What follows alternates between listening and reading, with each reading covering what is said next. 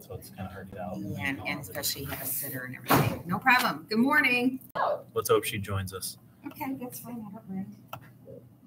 Good morning. How are you? Good. So I'm going to have you guys take one of each of these. I take the 4-2-1, and this is 2. Yeah. Okay. And then I have the 3-5 stuff over here. Oh, I just teach that. I didn't ask you this yesterday, but on my drive home, I was thinking about when you go to work with other districts, and we told you how much time we had devoted for an ELA block. Yes. How many days of the week would you say writing is being taught in that workshop? Probably 2. So 2 of the 5 days? Probably 2 to 3 And of the 5. then, Now, they write every day, but the Right. official mini lessons would probably be 2 to 3 days. and then the rest of that reading block is reading all the time? Well, reading all the time, It's- but writing whenever they have the opportunity. Like Sure, you said. right, But, right. you know, the Any official subject. formal, like, yeah, it. exactly. And actually, it sounds like you have a decent sized block. It's something I've been working really hard I on. think it's really, really, it's critical when you think of that. Now, where are my?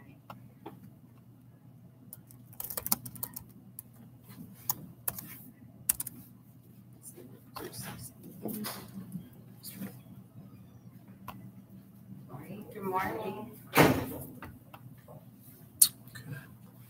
All right. Oh, we can start signing in, I think.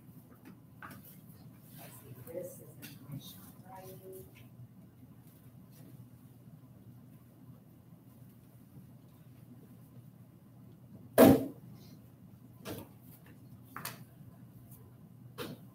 It's intended to be a double block, right? Yes, yes. I'll make sure Wendy knows this. The way I'm looking at this. That one's wrong. She also chose that one and that one. She can do this one, but not that one. Probably just tell her she's going to do the last one. She wants this one. Yeah. Hey, Barb.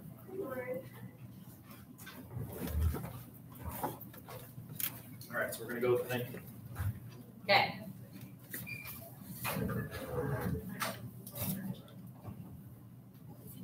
Good morning. How are you? Oh, this is the worst part, isn't it? Yeah. Good thing I brought my jacket. Before I forgot, Thank you so much. A bonus. so you can put your name in that, you own it now. Thank you so much. I'm so excited. You are welcome. So the other day, we did this. This is what I want to get rid of. Okay, perfect. And then I should have another one of these that can go live. Let me find it. Okay. Like you, if you go to, I'll have to share this with you. Remind me That's fine, and let me share it with you because it's got really cool links to Perfect. lessons. Yes, I would love that. Okay, I'll find, I should have a staple copy. Yeah.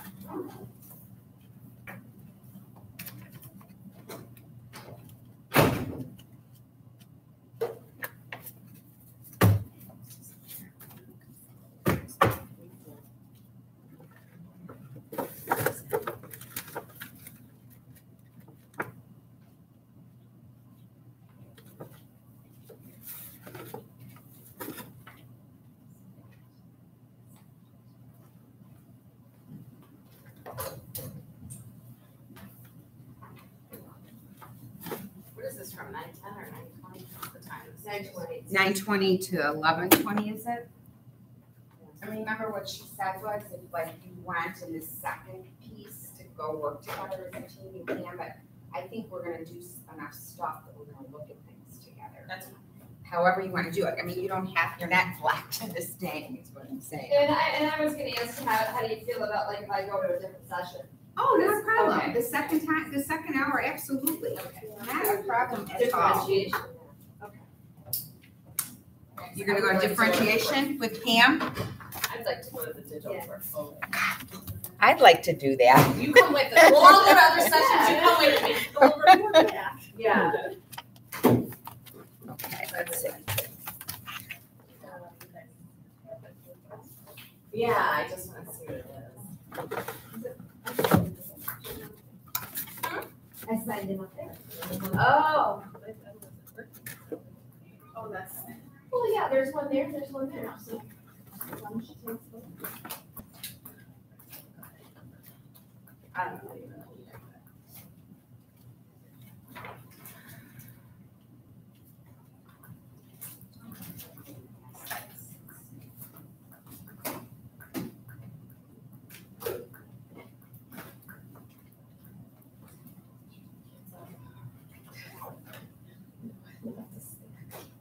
but your stuff. You. She picked up at 10:10, but she not up. I left my 10-year-old. Yeah. And she paid me $17. Got my little assistant.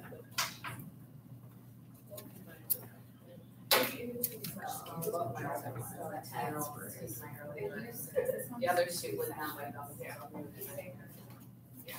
Luckily, she has practice, so she not.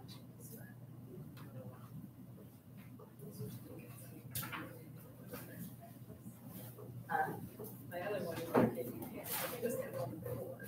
Oh, so he's up. He's out.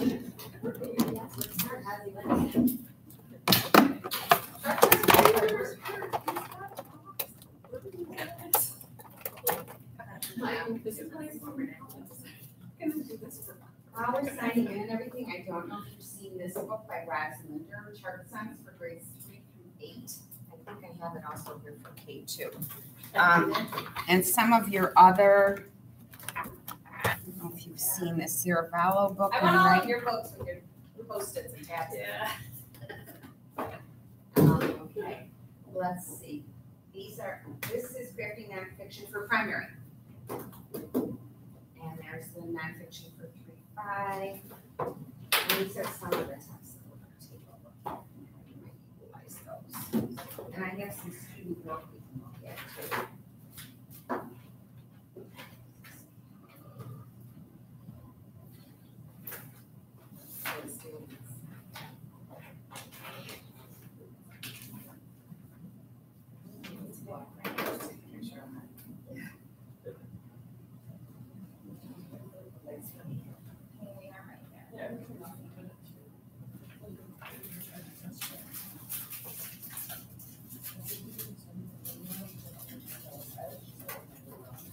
You guys fill out your raffles?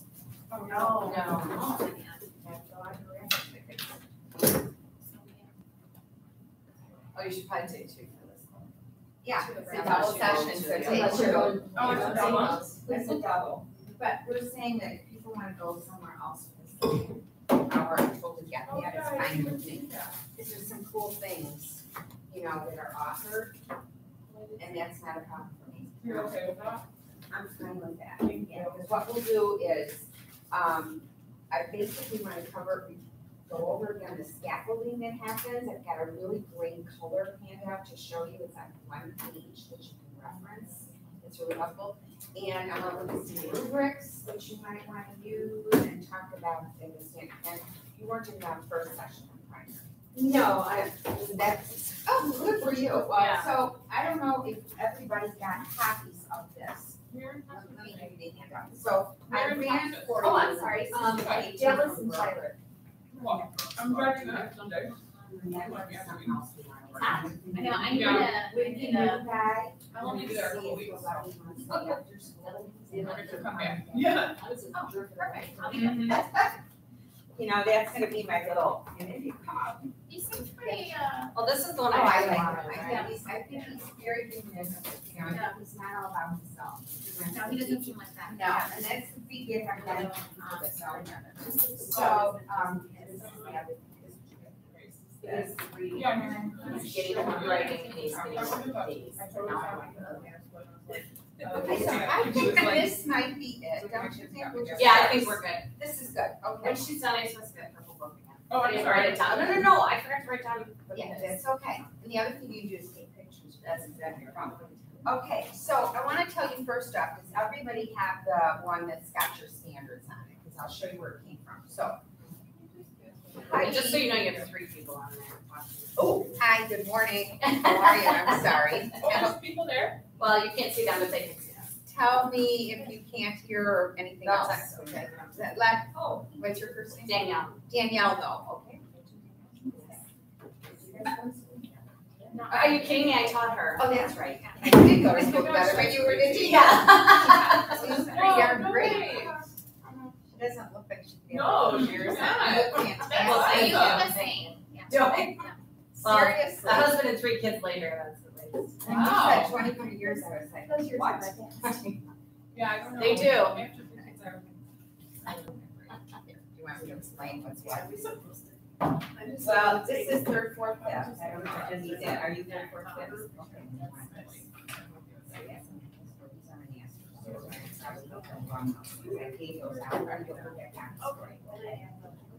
Yeah, you do.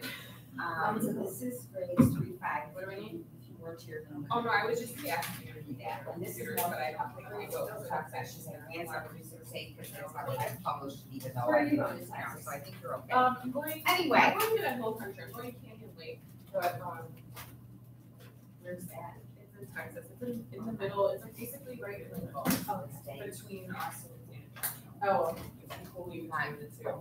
Not a student, right? Yeah, no, Not as humid as you're here, by the lake, kind of. or is other place? Text, yeah. Texas. And they're in the whole country, so it's, Oh, it's like mountainous almost, it's crazy. It's Right. the coolest thing. To So it'll think be it's like cooler. that. Yeah, I it was should be thinking cooler, hopefully. Tyler's The plains. closer to Louisiana and very humid. Oh, yeah. So, you're Yeah. second grade, Wow. Danielle, and you are Art, art, oh, good. mostly third. Mostly third, okay, That's fifth, Still second. so, oh, good, so we gotta have a good rep of everybody here, okay, perfect. So, if you have the 3, 5 standards, and you can pick up, I have enough for the K2, you can have those as well, but this is where they've come from. This is Jim Burke's book, and then you need to know that for the primary grades, he co-authored with Sharon Taberski. Burke is the one that took the project from Corwin Press. He was saying when the Common Core standards came out, we really need a guide that says, you know, what do they say, what do they mean, and how do we teach them? And they said, you just got yourself a project, it would be a great book, and it took off like crazy. But he started with 6, 7, 8, and it was such a hit. They ran out of print, they had to reprint it again. Bowman said, now we need it for K2, 3, 5. He said, I can help guide somebody, but I don't have the pedagogy for K2 and 3, 5. So he hired Sharon Taberski. Do you know who Sharon Taberski is? She's amazing. She's probably been a primary teacher and been doing primary presentations for over 35 years. And one of her big books was Comprehension from the Ground Up K3. And she was one of these people, she's extremely visual. Jennifer Sarabello would love her. She anchor charts all the time. This is K2, sorry, do you have? I have 3, 5, yeah. 3, 5 is right. Sorry, guys, I just sent you the whole wrong pen. Here's 3, 5, sorry. No, that's not fun. I can look at it. Okay. So we Can have I have pages. one of those as well? Yes. Just because I see. Yeah. Thank you, I really appreciate that. No problem. Good to have. So, anyway, this is broken by all the standards of ELA, so he hits on reading, writing, foundational skills, speaking and listening, and language. So K2 is got a different lens because Sharon Taberski is the one that's writing all the teacher instruction. What I think as a trainer and what I've learned from this book is that for every standard, I'm gonna go to the writing standard, so we're looking at K2. We're just looking at K2 right now because what we also found over these 5 years that we've been working on rolling out Common Core, what's the best way? Sometimes it's better if you're struggling, like one of the districts I've been working with this spring, they were struggling with informational text writing, so they just wanted to zero in on that. So that's the samples that I have for you to look at with the rubrics, okay? It was a big reveal because K5, everybody did what they thought they should be doing with informational text, and they had a little PD in the fall about this is what it is, and this is what you should do.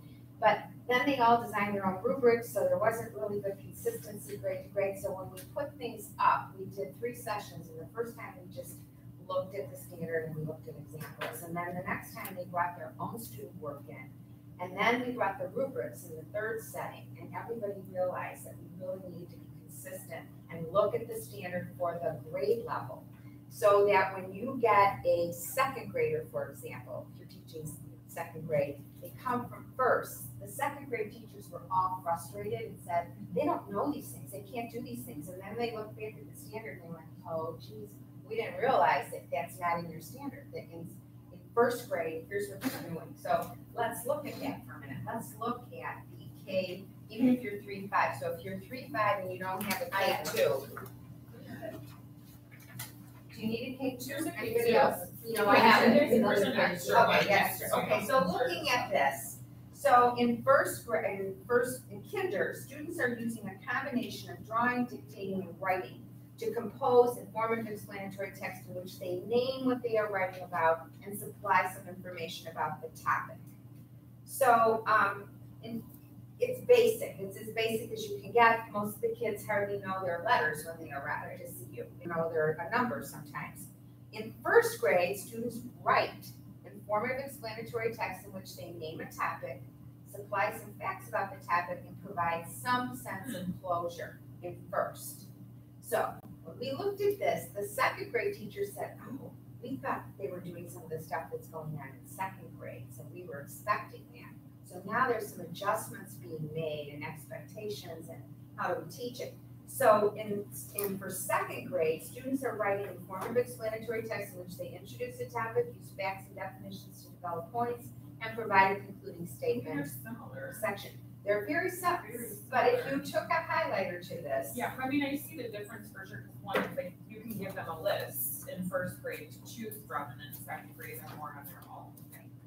Let me give you another one. This is from the state of California, and this is the one we used with the teachers to help make it even more explicit.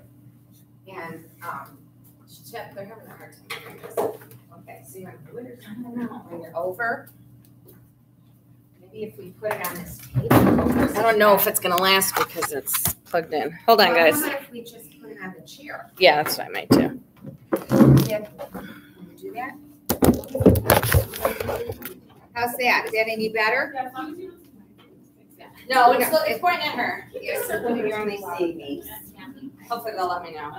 Okay, so this document that's in color, if you look at, so for grade K, everything is brand new. So do you need extra copies for them? That might not be a good idea. I'm sending it to them while they're. But, well, we've got. And I'll take some extras. Yeah, okay, we'll talk about this, okay? All right, then, so it's all brand new. So, right, now first grade, notice that they're writing. You know, because in kinder, what's happening? The teacher is scribing. They're naming a topic, that's new term. So some facts about the topic and provide some sense of closure. Moving on to second, they've already been writing at first, so right is not highlighted, but they are introducing a topic using facts and definitions to develop points and provide a concluding statement or section. So there's a huge leap to second grade from where they've been in first. So knowing that really, really helps you target your instruction. And I want to assure you that the more time you take on what's unique to your grade level, the better it's going to be for you and the students. Because I think sometimes we try to pack too much in, get really good at what's important for your grade level and go for it. Because we go an inch deep and a mile wide, and the kids walk away and we just have a little of this and a little of that. So the idea behind it is that we can become better, deeper teachers of what we're doing. Now, if you look at the intermediate, so, okay, you're a primary teacher, but you need to know second grade, where are you sending them? And it looks like in Common Core that third and sixth grade teachers are just overwhelmed because it's like the heaviest loads seem to be. They're third, sixth, and I believe it's ninth grade. So in third, they're doing the same, but they're examining a topic and conveying ideas and information clearly. So the subtopics are they introduce and group related information together. They include illustrations when useful to aiding comprehension. They develop the topic with facts, definitions, and details. So you're getting real specific about what they need to do and use linking words and phrases for the first time. Also another more, but to connect ideas with categories of info and provide a concluding statement or section, which they've already done in second. It was new in second, but not in third. Then you look at fourth, that really expands, and we don't have a fourth grade teacher here, but we can just. Two of them listening. Two fourth grade teachers Yeah. looking. All right, so what's new in fourth grade is you're introducing a topic, but it's got to be clearly in paragraphs and sections, including formatting, such as headings and multimedia when useful to aid comprehension. Also new to fourth grade in subtopic B, there you have to include concrete details, quotations, or other info and examples related to the topic.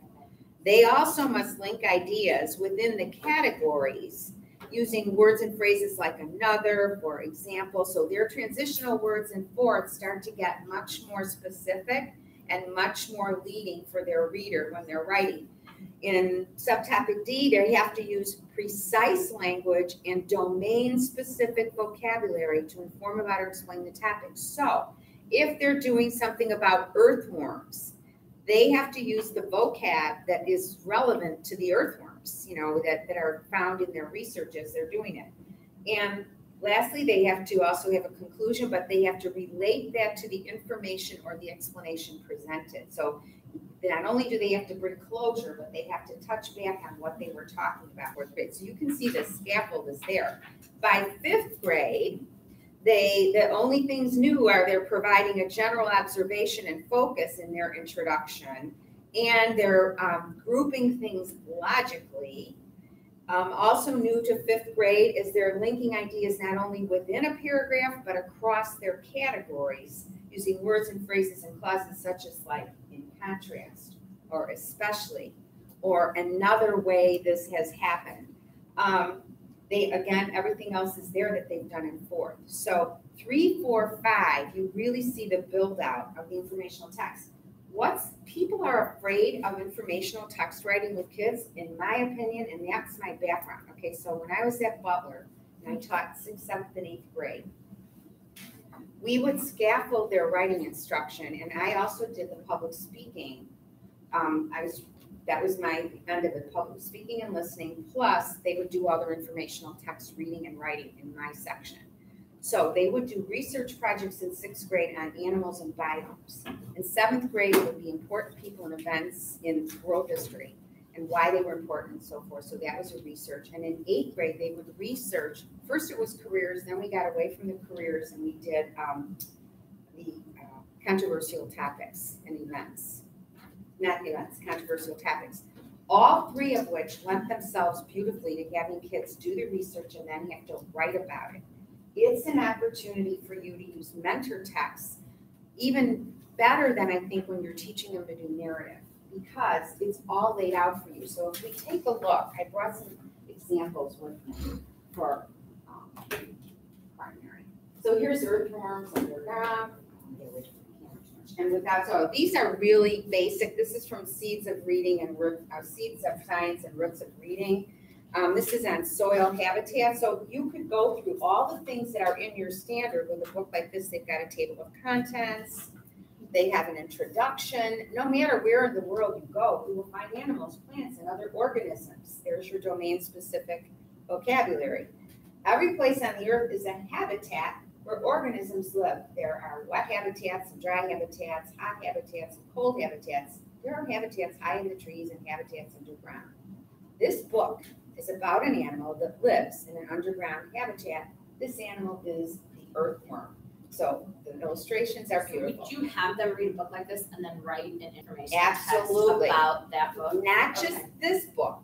I would, when I was introducing to my students and they were older, no less than 3. No less than 3. And what happened was, I had a room very much like this, but the top 3 shelves were all binders from kids, because they would end up producing a binder. Like, so we had a 6th, 7th, and 8th grade shelf. And I would keep the exemplars with permission. We'd copy and give the kid, and I'd get the copies, but I'd have them make a duplicate for me. So those became my exemplars that I worked on with the kids for 9 weeks, for their biomes, and that was a group project. So I always had something at the ready, and kids could look at it. And what parents would tell me when they come for parent night or conferences, what we love about the class is, because it got to get its own identity. Older kids would say, oh, wait till you take that when you're going to really know this for high school then, is that they knew always what the expectation was and kind of how to do it.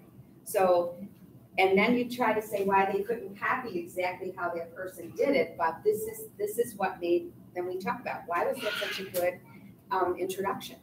Why did you love the ending that the person left you with? What made, and so we would have discussions about it as well, but always 3 before they do it on their own, because they need modeling and lots of practice. And it doesn't have to be the whole book. You can just grab, like if you're doing intro, just grab 3 poppin' introductions. And I got away from doing things that weren't any good, because people say, well, you should show them what it shouldn't look like. No, you want to show them the best of the best. It would stick in their head. Right. Yeah, I know, because then, no. So you want to pick things that really speak to you. If you get passionate about it, they're passionate about it. So these are the kinds of things. And that's certainly a primary book. For an intermediate, this one, what is the biome? Okay, so and again, it just happens because they're informative texts. They're about science and social studies. But what we have now in these books are so phenomenal compared to what we used to have.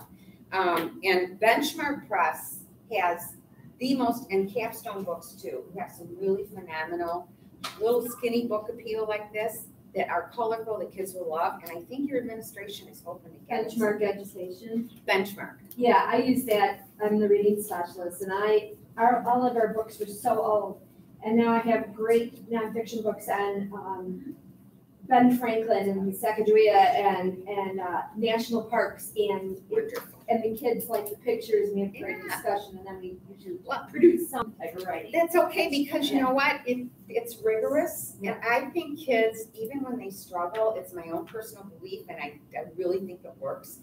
If they think we're rising to the challenge with them and we believe in them and say, you know what, you can do this. And yeah, it's hard, but we're going to do it together. They love it. You know, they feel like you have faith in them. I think I don't know.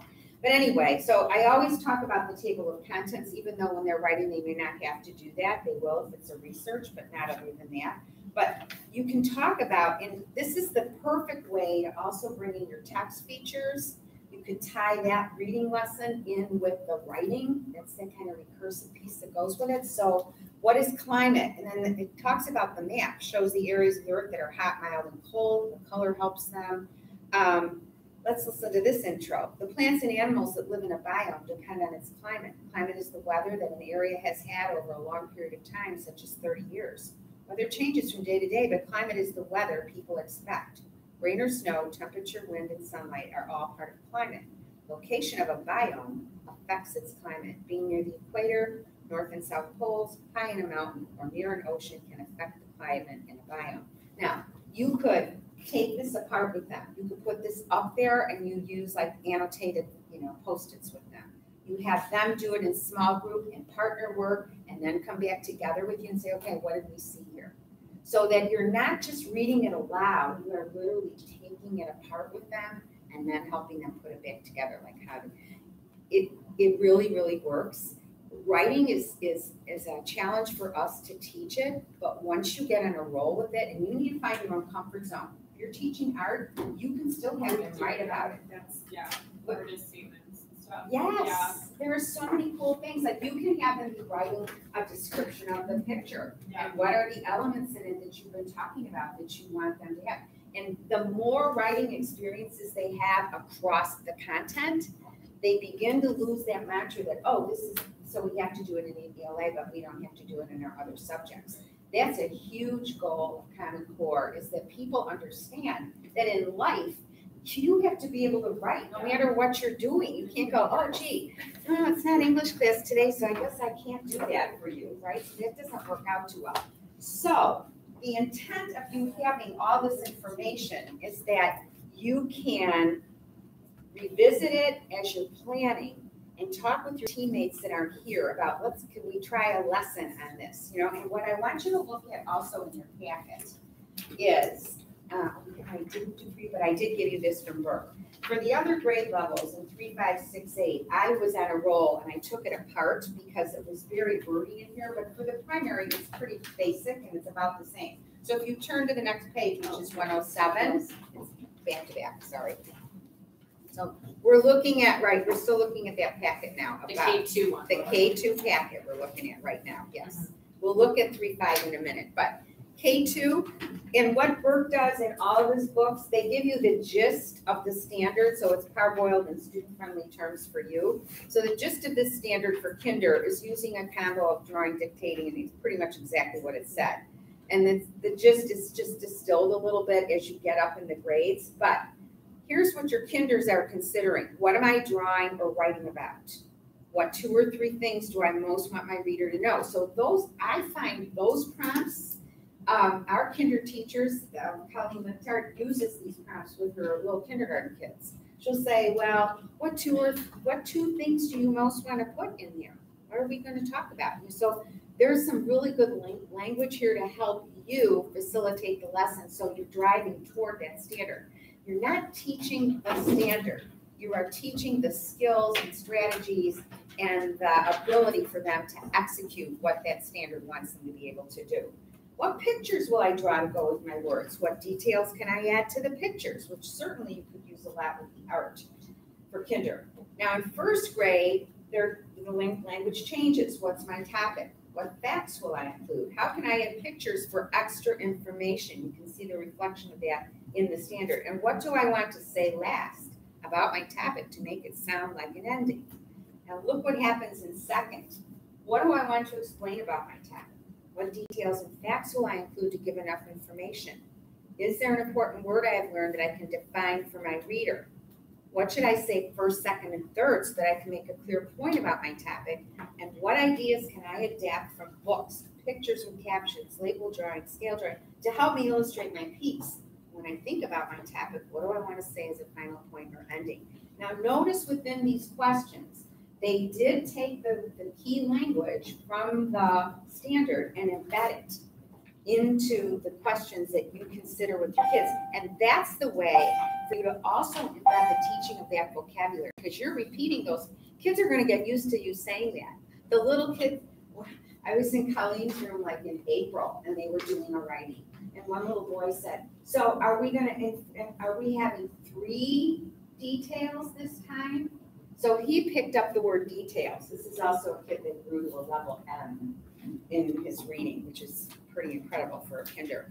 But to me, this is like a master class from Sharon Taberski in what the teacher does, because she was so meticulous. I don't know her personally, but I know kind of her biases from hearing her present and watching her DVDs. She's all about what's appropriate at primary grade level for your kids. We need to challenge, but we don't want to make it so much rigor that they can't do the work. So she always says what's developmentally appropriate for those particular kids. And they're going to be all over. Your continuums are huge in K-5. They really are. You have kids in 5th grade that are probably operational at a 2nd or 3rd grade level. So our challenge then, and what helps you by having this, you can differentiate down. Now, if you want, you can take a 3, 4, 5, because if you've got a little top kit, you want to see where they're going. Do we not have these lovely questions for 3, 4, 5? I have them in a handout that I did, but I will give them to you. Yeah, because I left out, you mean for the students? Yeah, I have what should the students do? I don't see that in the. I have it on a handout. We'll get that run for you before Okay. we're done. And if you're gone, and I'll go get it run for you. We'll take care of that, okay? I should have put it in there, and I thought, no, I think I like mine better. I should have just put it in.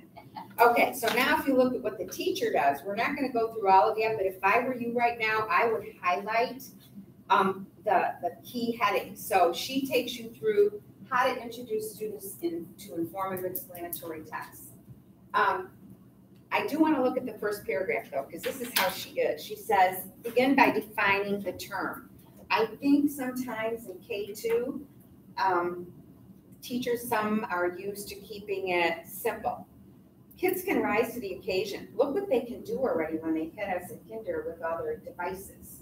So they have some real operational tools mentally that we don't always tap into. So she says, just begin by defining the terms. You might say something like, informative and explanatory are pretty fancy words, but let's make them simple.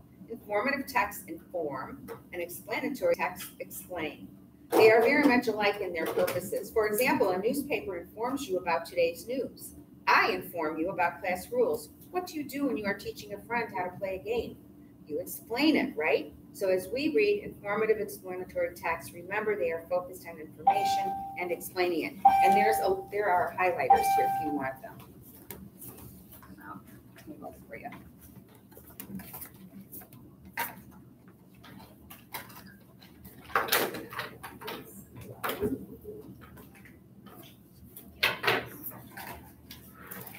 So you can go through that on your own, but then to help students find a topic to write about, what do kids say to you all the time? I don't know, it's I right. don't know what to write about. Teacher, what should I write about? Okay. Observe students during reading time to see what topics they like. For example, if you notice students going for books on sharps or space, gather text on those topics. Put each collection, even 3 or 4 books and articles out for starters in a labeled plastic bag or book basket so students have access to these sets. So you build text sets. You know you guys do that. And then you tap into that. Say, take a look at this. You might have to do an interest inventory with them, just like a little informal. What do you really like? What do you like to do? What's your favorite pastime? That kind of thing.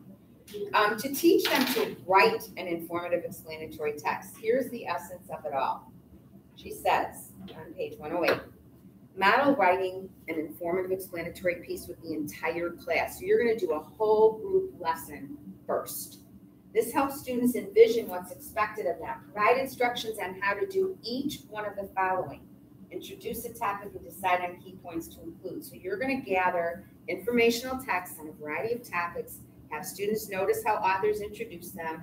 Authors often try to hook readers by posing intriguing "did you know" or "have you ever" questions. By starting with an overview paragraph of subtopics the book addresses, or by asking a broad question such as, what is the solar system? Share examples of nicely narrowed topics to get across to students that bite-sized topics, like how kangaroos feed their young, make for manageable writing. Kids want to write the whole story about the kangaroos. Well, they'd be writing for 4 days, and it would be a hot mess trying to manage that. So trying to get it down to the nugget of the topic that they want to focus on is really helpful. Then share with students a poster-sized example of an informative explanatory text. In Jennifer Saravallo's writing book, this one, I don't think there's a page in here where she doesn't have some kind of an anchor chart. So when you look it up, she teaches you how to teach the informative writing pieces, and it's specific to different grade levels. You'll go through and find what you want because she announces at the beginning of each chapter what's in the chapters. And then she tells you what specific grade levels it's helpful for, but she actually gives you the chart there as well. So you want to use a lot of charting with the kids so they can see what you're doing. And the good thing about that is then you have it to stick up around the room. Yes, you can do it on the whiteboard and have it in your laptop or whatever, but I think the kids need to see you actually doing some of that writing as well. So she would love what Saravallo's doing. Who knows, maybe Saravallo studied under her or something, I don't know. Use facts and definitions to develop points. Give each student a piece of paper and have each list one important fact about his or her topic at the top. One at a time, call on students to share the facts they've written and try to say more about them. For example, if a student writes that beavers have sharp teeth, you might ask her what beavers use their teeth for, or ask her to describe what the teeth look like. Explain to the class that this type of detail and elaboration they need to include in their writing. Call students' attention to how authors sometimes include definitions within the body of a text itself to explain important words and concepts. And though some of those are explicitly stated, so you can point that out to them, how it works. Then you help them organize their writing. Now she says she provides them with an index card. You might have them working on the Chromebook. You might have them working on lined paper. It depends on what you're doing. Give students in grades 1 and 2 a sheet of copy paper that's been sectioned off into 4 quadrants. Have them write one sentence in each box about their topic as a whole, or one key idea or point they're trying to make about the main topic. End their pieces. Share published writing with students so they can see how authors conclude their pieces. Have them practice writing a variety of conclusions for their text. Kids need to practice this much more than we allow them to do. So by having them come up with a couple conclusions, they're practicing applying that skill. And that's why when we talk about teaching specifically and explicitly writing, you might be doing that, hopefully you're doing it at least 2 times a week. Trying to get it in 3 times is tough, but if you can extend a little bit of, I don't know how your block goes, but if you can steal a little bit of time for writing, so you can kind of extend that with a little bit of the reading you're doing, because you can do like a text feature informational reading lesson with that kind of writing, just like the same you could do with narrative if you were reading story. So help them illustrate their text, helping your English language learner. She always gives a tip for them. Allow ELLs to draw or illustrate facts and details about their topics and label them. That might be all that they can do. Then provide predictable frames for them to continue adding details, like you give them elephants live, elephants eat, and so on. Select 3 or 4 examples of informative explanatory books or articles and flag particular pages that serve as models or easy formats for them. That's a great idea, and I would even put a little post-it in about what they're looking at. So don't just flag it, but put it in so they can see what they're looking at. And then talk with students about how to bookend their work with an opening and closing sentence. Bring in actual bookends, this is for ELLs, to show what you mean. Like a bookend, you could start the row of books and it ends the row, so that they get a visual of what we're talking about for opening and closing.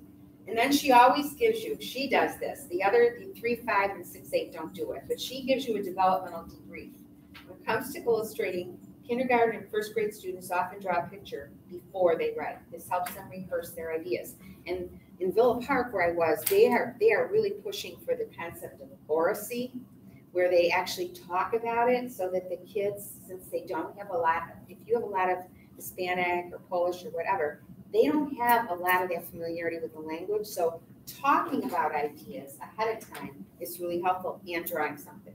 We strongly advise against having individual students, especially in kindergarten first, select different topics to write about, since it will be difficult for them to amass information on their own. It's better to have them, at least initially, write on a common shared topic. So plus, it makes your life way easier. Because, I mean, when you're trying to manage that at kindergarten first, it's beyond a hot mess. It's really outrageous for you. So keep it simple. The standards set the bar high for K2. This is her disclaimer, with descriptors like introductions, development points, including sections. These are worthy but advanced goals. Keep working toward them, but accept all sorts of approximations along the way. And then we give you the academic vocabulary that would need to come in to, if this is for your information and whatever you think the kids need to know about, that would be helpful, I think. So, questions about this so far? And for 3-5, we want you to take a look now. Does everybody have a 3-5? Do you need another 3-5? I'll take it. You don't have a 3-5 either. You should take another. I'll take what you have.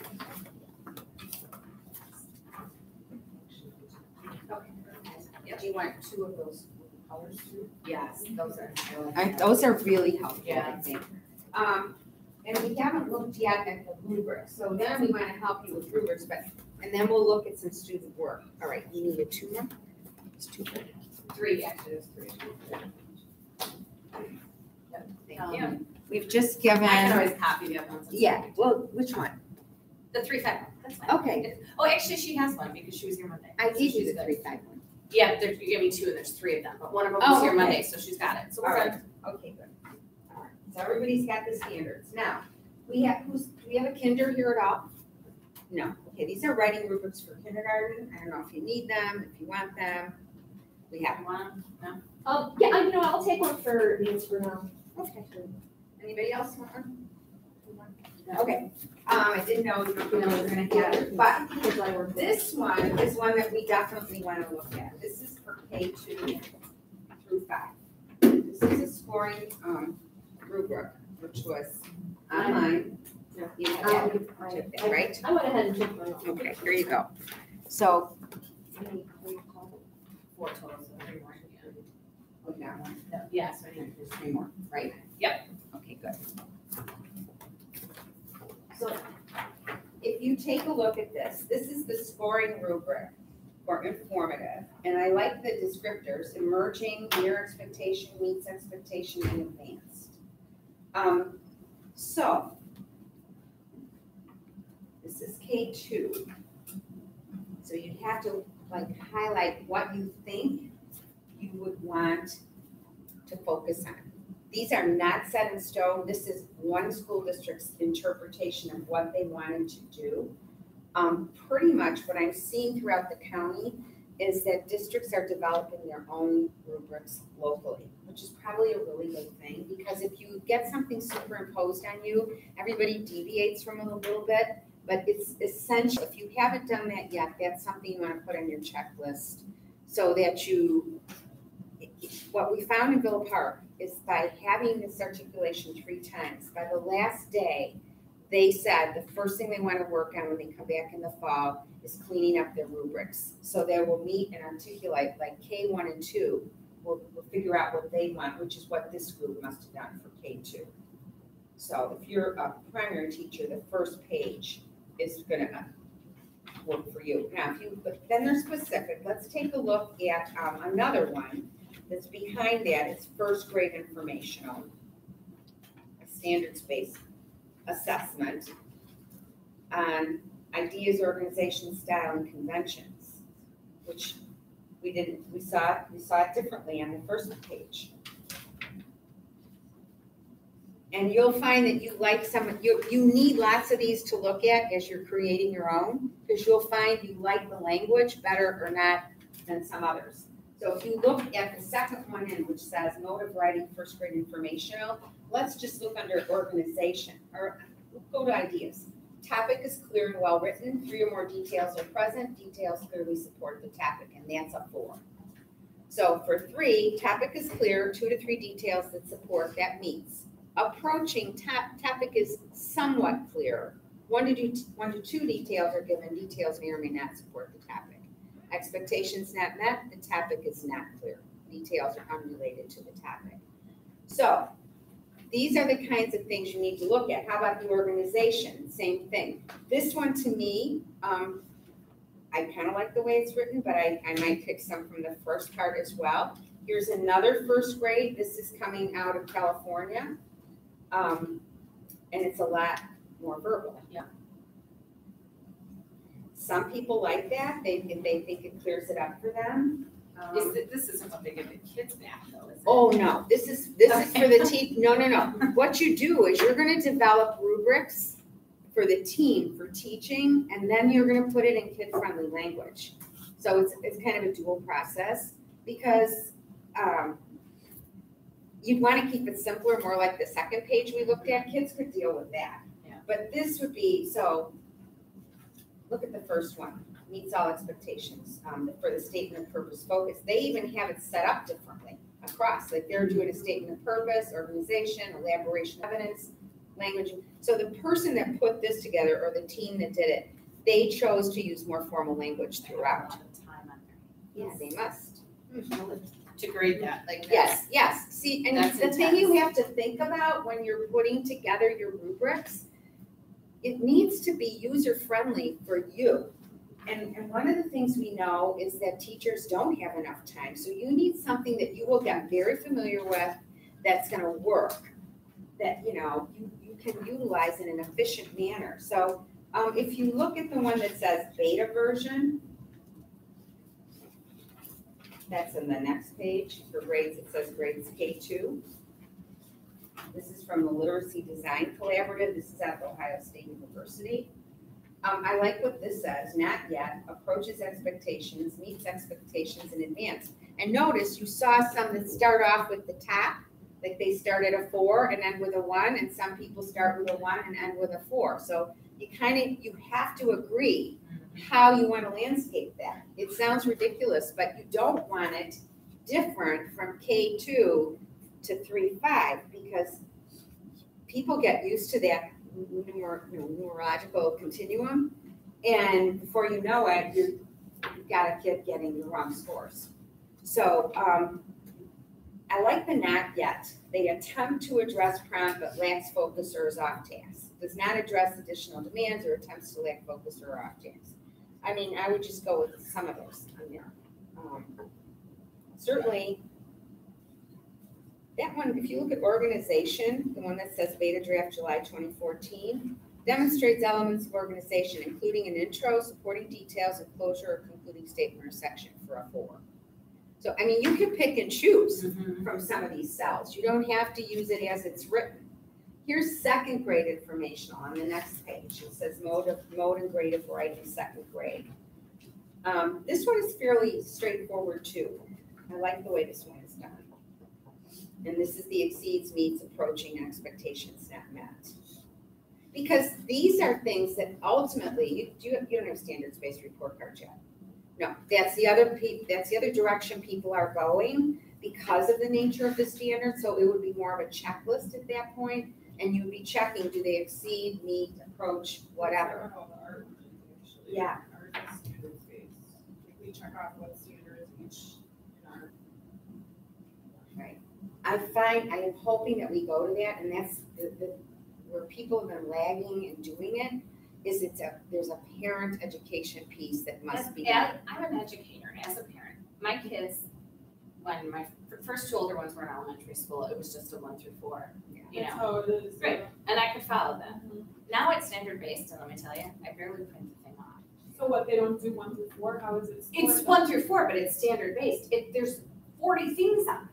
They can do this, they can do this, they can do this, and each one is like a meet, exceeds, it's not 1, 2, 3, 4 anymore, I think it's like meets, exceeds, progressing, whatever. And my whole point, this is why I'm gonna get on my soapbox real quick and I'll jump off, is that the whole point of a report card is for the parents. We know what they can do on this. The point of a report card is so the parents know and feel where their kid is at. When I look at my son's standard-based report card now, I have no idea where he's at. First of all, you can't get in exceeds unless you're above grade level. So That's like how it is. You can't 90% of the people like are meets. Oh, you can't get an exceed You unless have to be you're 90% above grade above. level. So my kid's report card says No, meets, it's meets, real. meets, meets, meets, progressing, meets. And maybe in science, because he likes that, he's got a couple exceeding. What does that tell me? Okay, I misunderstood what you were saying then. I thought you meant, because like ours is the way, like it's all based, like my scoring is all based on the specific state standard. Like all my assessments are like. I'm sure they got it from the state standards. I'm sure that's where it came from. I'm just like saying they're that's listed, overwhelming. Ours are listed, like the standards that you're doing Right. with that section in that assessment, so you can check them off by grade level. Like they're I just already think there. as a parent reading that, what does it mean to me? Yeah. You know, I can't wait till my kids get to sixth What's grade. their score is what you Because want. I know that's where they're at. Not Yeah. broken down like that. See, some districts are not doing all the breakouts. It's They're crazy. doing That's a the red strand. line, too. But ours is just the strands. They go even deeper. Oh, It's Well, just- they're It's everything it all and out. It's just, What as a district? parent, St. Charles, as a parent, I just think it's too much. Let me know, especially as my 4th grader. Yeah. I just want to know, where's he Are we at? good? Yeah, are we good? Do I need to do But you something? have Right. to print it out yourself. And you, yeah, if you don't go No, you online, don't. they don't even send you No, a they do reminder not. saying report cards are on. And they're on trimesters and we're on quarters. We're- So like sometimes I'm like, wait, I think report cards should come out.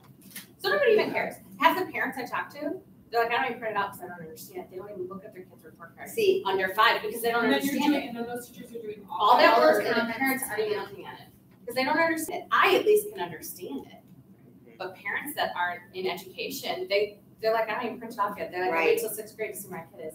Or they do a conference. It's almost like too much for Yeah, then it's such like being to 6th a grade. younger Like, grades, like, well, like, okay, maybe in high school and stuff, be more specific, because they're like really focusing on where they're gonna go next. But in elementary school, we're still introducing all these principles and like, yeah, that's, wow. we're It's not, just standard-based report cards, I think in education sounds like a really good thing. I think in the real world, people need to think But about how is it manifested, I guess? and what's the purpose of a report Yeah. card? It's not for us. We know what our kids are doing. It's for the parents. right, it is for the parents. However, Wow. you can get into the debate about what's an A. What does that mean? You know, the Oh, A I is can tell you what it means. what? Yeah, It means they got this much right It's out of this data. much. right, it's What does data. meaning mean? What does progressing I mean? know. What does that mean to a I parent? know, It yeah, means nothing to them. because they don't know the standards. Exactly, and we can't expect it to. We No. barely know them. No, we barely know them That's why ourselves. we're- And they only do it for a year, and then they go to the next standard, Yeah, and then they go to the next Yeah. standard. We can't expect the parents to know all that. no, we can't. And I don't know how you do it, but there's a huge parent piece to this. That's I don't interesting, know. that's a really, that's interesting, because a lot of people hate grades. Right. A And lot well, of and people hate grades. what we have to figure out, and I tell you, And the other that's reason, different. But get I that. like grades, Mhm. because kids need to know. Like, hey, you're not You're not supposed needing to. those You're being lazy. explanations. Go ask, Whatever. go ask my fourth grader right now how he did in fourth grade. He has no clue. Yeah. He has no clue. That's no good. Mhm. That's not good. And nothing comes home graded because it comes home with these E's and these P's and he has no clue what it means. Yeah, see, I like the numbers because it's more Do I? data. I hope our Like, district is not. there's something to be said for. Oh, I that have to run numbers that way system. for a long But time. it's- But we used to do 1 through 4 and then Yeah. if Something else will come Yeah, up so and I- everybody got I- 3s unless you struggled. Yeah. Yeah. It's It's true, I do have a lot of. Everybody's I have a the lot of same. fours too. It depends on which assessment. Well, the other dilemma All right, I is, can get off what do my we do box with now. high school and what will college use to measure? Yeah, they use ABCD. Right. My son, he was a freshman this year, it is all about getting the A because he wants those points to his GPA. And if you go all the way up through 8th grade with never giving the kid an A, they don't even know what it means. And that's how colleges Yeah, are. you're right. Sorry. No, don't be sorry. I'm just saying that we're headed in some direction. I don't know what it is, and I I don't. just think it's this thing. Oh, right it now. just swings back and It's a forth. And pendulum. once we- Mark my words, in 10 years, everybody's gonna be saying what I'm saying. Oh, no, I think you're right. I agree. I'm somewhere in the middle on this because I hear both sides, but I don't know how to implement it. And I don't know how to make it so parents could understand it. Right, but if you go to ASVED and ask them how their kids are doing, if we're doing report cards, just, How are we doing Word. report cards? It's ABCD, not Not Benson, not at that. 3rd through 8th is ABCD, our parents know it. I get the phone calls when the kids have a C or a D. I'm not calling my kids a teacher because I don't know what it means. No. So, Yeah, okay. okay, thank you. Next. Anyway, your 3rd, 4th, and 5th grade examples are in here too. And of course, just by the nature of the standards, they're longer. Because there's more bullet points to consider. I really like this one because you can check off. So you can sit here and you can say, you can check things off and then maybe they're in certain ones, but then you look and see, well, where are the most checks happening? Where are they getting the Which most, one are you right? looking at? Right, right. This check mark one, The kinder? I'm not really Oh, a huge this fan one. of the wording of it, but the first page, the one with this check Oh. mark one where it's got the box. Oh, yeah, So where it's like, got the back. if you're actually, if you have a. That's a good idea. But you could take any of these and take them from bullets. Right, Yeah. Yeah, I've which like is been- probably not a I've never bad seen idea. that before, like the boxes. You know what, that's a good idea I because really you like can that. check. What I've done before is circle. Well, and Yeah, then they've too, you have done. a record, you could put Right. that and then you want the parents to know. So do you circle in each area then? Like, I have. so like they, Checking, yeah, right. okay. And then you just determine how many circles are the most. Well, I think that would be the most explicit way to tell because they're not. For you, on the one for you, not the one for the kids. Yeah. So you know where they are and you know what to work on with them for the next time. Because actually, they may be advanced on one part of it, but still like emerging and And then you can group your kids if you need to, the ones that don't That's a good understand idea. organization or don't understand Right, and I focus, just- That's a really good idea. whatever it is. Really, the kids know what they're good at and what they Yes. need to work on. Exactly, exactly. So let's take a look for a minute. I've got some student work here. This is 3rd grade. Here's some 2nd grade examples. Who else is 2nd? You're 2nd grade. You guys can put those together. And 3rd grade? Look at these. Thanks. You can have 4th and 5th. Here, I'll look at one. You have more than 2? Here, here's 10. Who needs 4th? Anybody 4th? No 4th. Grade 4? Yeah. Well, I didn't run these off. I need 5. Here's Okay. 5. So see what you think. I mean, this will be interesting for you because this is a different district. Right, I want to right. see what you guys think. And then, one of the things we could have done is see how it works with some of these rubrics. This is one of the things that we worked on when we did this before. But I'm watching the time, because if you're gonna go to the next session, No. I'm gonna send you on in about 5 minutes, but I want you to look at these, Then you spell it differently. see what you think. Yeah. There's some different ways. This one's the kinds of fix. Spikes, I know. My husband kept going, what's a pick? I said, "Spike." Water is very precious. I love when kids like use big words, like they try to use more advanced words. They're not sure how it's spelled, and I they know. sound it out so right, like properly, and I don't know. love how teachers writing, that's how you morph into. I was just saying, I had them do so much stuff in the Chromebooks that like, I think it just like, it didn't help their writing, I feel like. No, because it's doing it for them. Yeah. It's correcting it. Right. Well, that's Like why how we're can I gonna go, grade well, we're spelling? going to handwriting again, and then. Right, we She's are. so happy. Yeah, We talked about this. We never let it She's go. so happy. And No. we, I teach them cursive still in first grade. Good. Our kids all know I'm cursive. like, no, They you don't have know how to. to write. Well, our kids Reading can't read cursive. cursive at the middle school, And they we do can't like read it. maybe Those are more my older Campbell's kids, too, so. so they do like Campbell's. Yeah, we have about 6 to 8 years of kids that can't. Yeah. There's no, a I'm sorry, massive I will study not- underway out Only east, and I 16, think it's MIT that's doing it, I'm not sure which. Do they learn it? I know skills, and they're, Oh. in brain development, there's a problem, because that area of brain is not developing when it should. It's the transition They need both, they need both. You know. It's nice. And they like doing this. So. They Well, like their cursive, Chromebooks, and you can use I love Chromebooks. learning first though. Yeah. I'm getting it very It's really like right her there. handwriting. Like I have it written on everything. Like that's like her writing is like Right. Beautiful. plastic. Yeah. You know, it's like those cards like every year, you know, they're just Mine's that's like how how it is. All the rest of it, you know, like everything. nuns years ago. Yeah. So mine, when I read it, check through well. Well, she had like a stroke a few years ago, and so she's really self-conscious about her handwriting. She feels like it's not beautiful anymore, and I'm like, Grandma, This child. Yeah. it looks awesome. Yes. It's the same to me, you know, so it means a lot to see kids being excited about that. They love to write, they want to write. I mean, we need to teach them how to write. I'm sorry, that's still a skill they need. I have a real strong bias about this. Yeah, Itasca never gave up cursive. Thank God. It's good. We did. That's where I learned my cursive. I was private school. They get really excited when Like, you I get got in good trouble grades. for turning my paper. It was. Sideways, and my teacher yelled at me for that.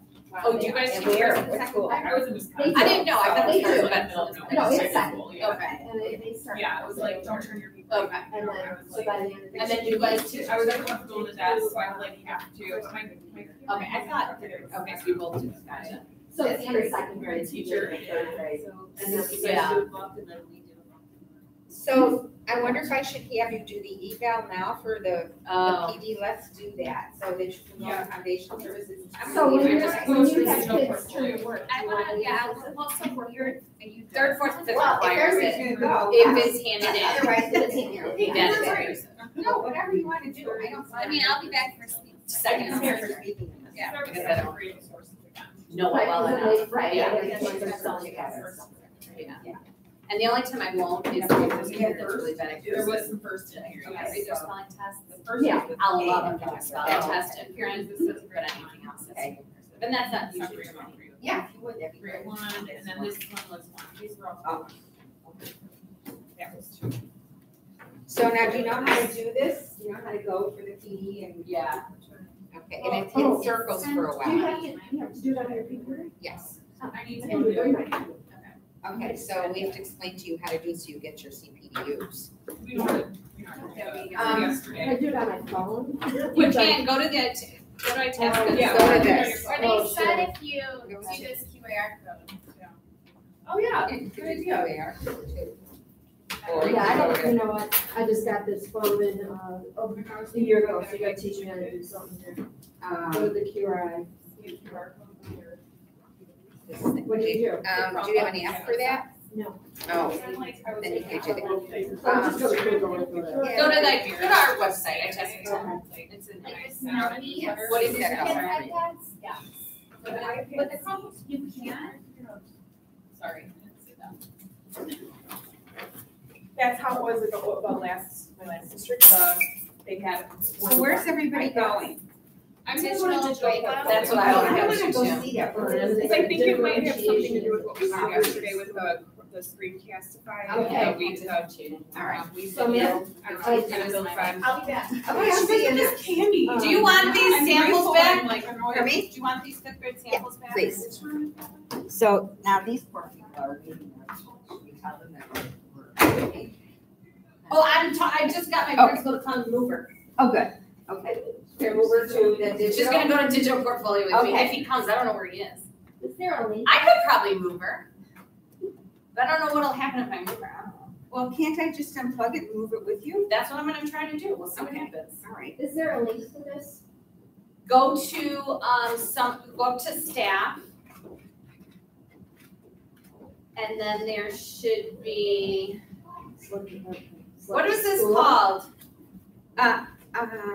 Writing K5, Informational writing. informational writing across the content areas. Did you find it? No. It takes a while to come up. Because It takes a while. Did you find it yet, Barb? do I need to select a school or just? No, here, hold on. Yeah, here. Let me Just just, so we're I just want to, here. where's it at? What's it say? Oh, there it is, okay. Oh, Yeah. well, let's try menu. Staff. Oh, okay. And then you are, I don't know what you want, because it doesn't come up. I don't think you can do it on your phone. Can I do it at home then? Yes. All right. Yeah, you could do it I'll at figure it home. out at home. You could do it at home. But just don't forget to do it, otherwise No, you won't because get I won't get my that. Yeah, CD to use it. yeah. This is so adorable. I think it's from, back out of my niece. Beautiful. What time's the next one start? Late or? 10:25. We're, yeah, you've got a couple minutes. I need to see where that is. I'm gonna walk over there.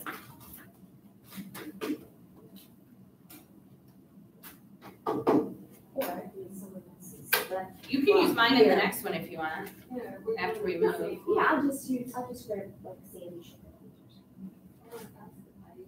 Okay.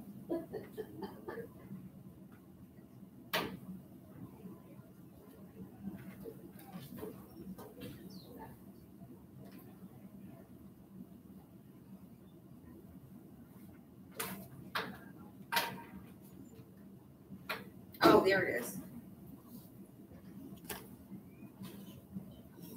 Room 214, that's gotta be right across the hall. Perfect, right? Now we don't have to go so far. No, you don't. So do you want me to help you with this? I'm happy to do so. If you're not taking anything with you, sure. Oh, here's your head. I'm gonna plug it. Yeah, because that's just power, so that Yeah. shouldn't be a problem. It's still on. Okay, we're moving you to another session. Okay. There we go. We're just going across Then the I'll, hall. yeah, I'm gonna come back and grab my coffee and stuff, but let me get this started with you. Sam! Oh, I'm so sorry. That's okay. Totally in my own little world. Hi. Hi, how are you, Sam? How are you? Good, good. I might join this group because 5 people want to see this, and I don't blame them. So I'm like, okay, because we did go through most of what we wanted to do. Very cool. So this is the teacher that's watching. Oh, hey, Wendy. Could she not see me? I don't know. She should. Yeah. So now we have to find out like where to set this because I'm going to plug her in again. So, okay. Here we go. Laura, is it Laura? No, Danielle. Danielle. I should remember that. All right. Can I put these guys somewhere? Oh, I thought you actually meant I might be here. You could just cast over me. I don't know. Do I have to do anything? I just moved her. Sorry. Hi, Wendy. I don't know what I'm doing. Still say live? I don't know. Oh yeah, you're good.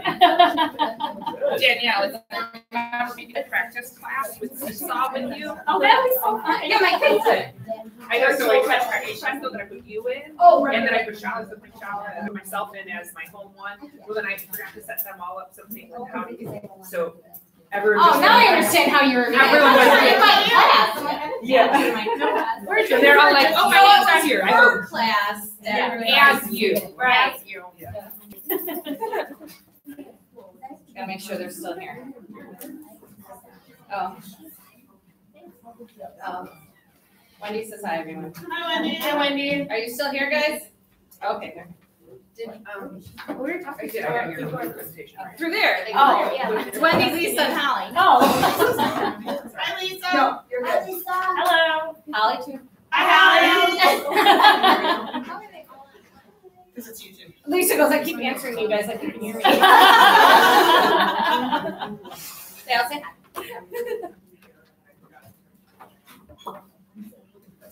You gonna start? Well, what's really great is when I go to YouTube and have something in my feed because of the 12th grade, because it's Jason's channel.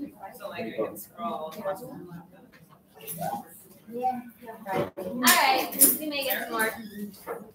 Come on in. So thanks for coming. Sam and I are going to be talking about digital portfolios and some different like digital storytelling. Word on that we've kind of heard is we are all three programs we're going to show you right now are free, but it seems like we're as a district hopefully going to get the like premium package of Seesaw so that we can use that more of the features, and then also one of the other ones that we're going to show you is Book Creator, and we may be able to get that as well. But again, the baseline of all of them are free, so you'll be able to access them. So digital portfolio, the site that we're going to be using, it's called Seesaw. Has anybody used it? If you were in the previous lesson, you guys heard about it. I used it. Okay. So yeah, so it's awesome. It's one of the best things that is available for digital profiling. So let me just sign in. These are still pretty new to us. We are currently taking a technology class. So really what we've been trying to do for all of fourth quarter is implement all of the new strategies and tools that we've been learning about.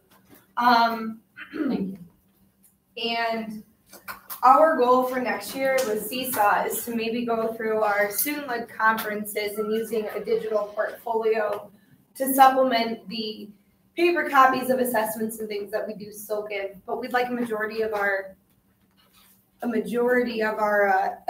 excuse me, of our collections, I guess, to be online, and that way parents can see it at any time. A lot of the feedback that we've been getting in sixth grade is that papers don't always make it home, and when they do make it home, they don't make it back for their paper portfolios. So in order, did I lose my cast? Well, you have to switch the page. Why'd you lock me? I don't lock mine. There you go. So the cool features about Seesaw, and if we are able to buy the package, which is what it sounds like we are going to, is that this portfolio, anything that the student inputs, will be able to carry for them over the course of their school time frame. So as long as they're in like a district student, they'll be able to access what they did in 5th grade in 8th grade. So it'll then just keep rolling over. As of right now, the free program, it lasts through the school year. So like what they did in the fall, you can see in the spring. Anything that they input, they can take a picture of, they can do a video, they can do a journal, it all saves. And then the best part too, as teachers, we have to approve it all. So if you don't approve something, they can't actually put it in their portfolio.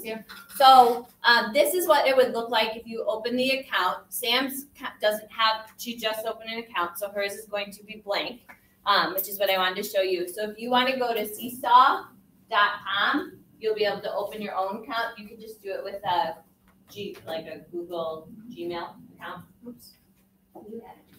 Yes. Oh, can't be reached. So yeah, so just go to seesaw.com and you'll be able to come to a page then that'll look like this. I can help you.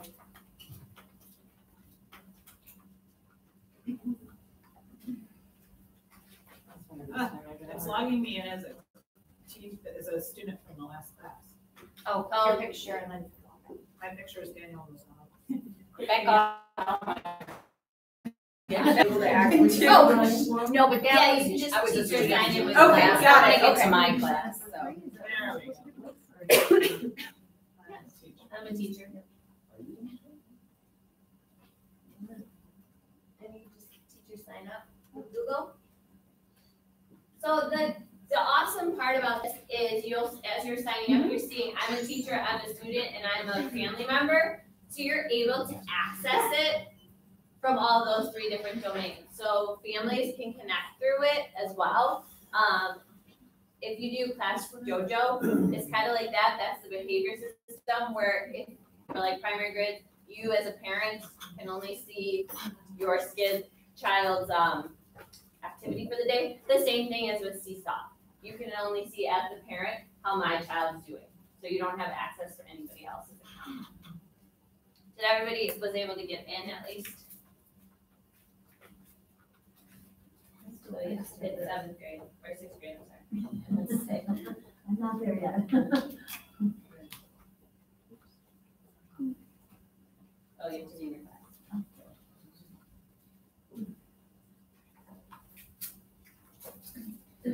How do I create So, Because like this is my last job. It's a lot I did. Create a new one. Just check. There you go. That's a good. So you put in your name, how I just did that, and then create Oh, new up class. here. There you There you go. go. Create new class. I was Okay. gonna say, I know, like, because Lauren and I were still kind of playing it with it, so we connected. And the through. kids did most of the figuring it Yeah. out because I didn't know what I was doing. They're really good at knowing exactly where to be and exactly what to click on. It's amazing how ingrained it is. I was saying the last session I was 2nd grade when they needed to go, and like they literally, they get lost, they put the camera on, Yeah. selfies, they were no problem. They struggled with this one a little bit. And you're there. So I think everyone's there. So as you can see, if you're familiar with like Google Classroom, this is very similar. But it holds all that. So think of that paper portfolio that you could now get rid of. This is your digital one. So anything that the students do in a journal, an activity, any messages, you can push out to them, but then it saves it all for them in one spot. So it's awesome from that standpoint. Somebody asked, how do you create a class? If you click on your name in the top, when you're looking at your screen, top left-hand corner, it'll give you that choice to create a class.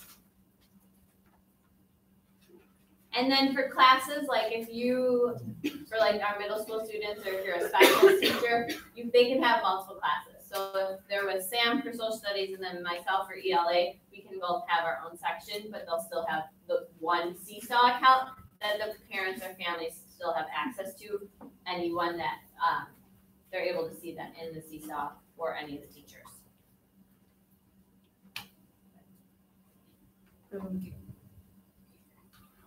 You just click this, and it will say cast.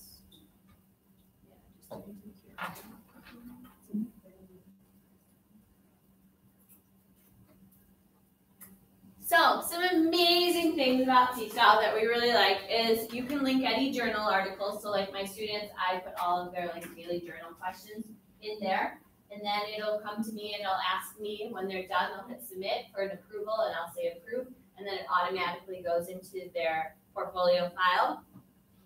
They have a ton of pre-made activities as well. So one of the activities had asked the students to like reflect on a quote they found in a book. It was something pre-made. It's also very auditory, so it'll read you the directions if you click on the microphone. And then you can individualize it and differentiate it per student account. So if I didn't want April doing a certain lesson, I can modify something for her, but then I can also provide Melissa something else. So whatever each student needs, you can direct it that way as well.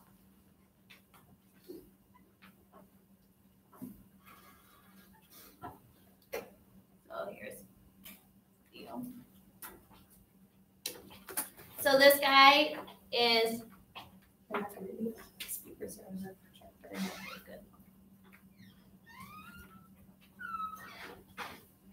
So this is just a teacher video I found. The one that Seesaw has is an okay video, but it's very like scripted. So I thought this was a little more personable. And he shows some in-class examples. He's a primary teacher, but I just found it pretty engaging.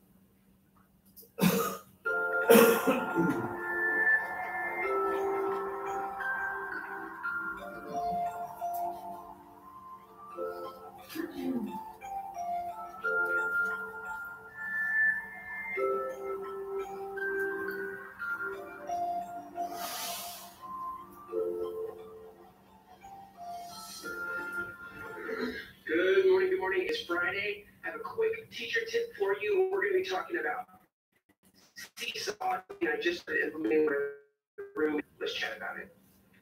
So Seesaw is a program where kids can start a digital portfolio online, and it's amazing.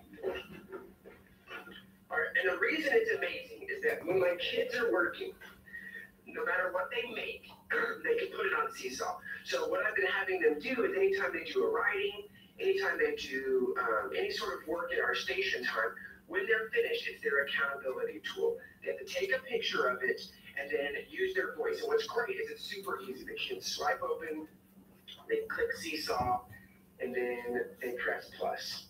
And immediately you get to this screen right here. And what's great about this is the kids can take a picture of their work, they can video themselves reading, and they can draw on things and add from the camera roll and things like that. So if I take a picture, so if the kids take a picture of what they're doing, so take a picture of this book.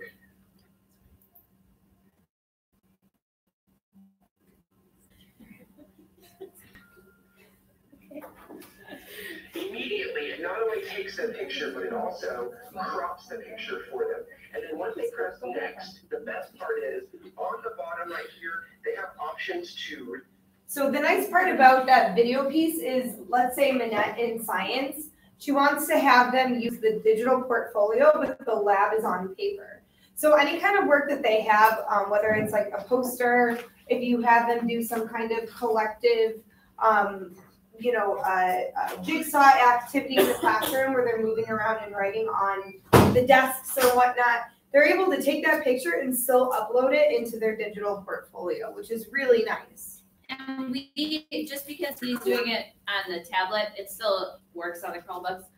You'll see it, he's going to show us like a bunch of student examples at the very end of how he really integrates this, and that kind of like gave me a bunch of ideas of like, oh yeah, that makes sense. Their voice to write. Can you guys hear it? And what's awesome about this is, if this was a writing, the kids could not only take a picture of their writing, but then they can press the record button and read their writing to me. Then when they submit it on my phone, I get an alert.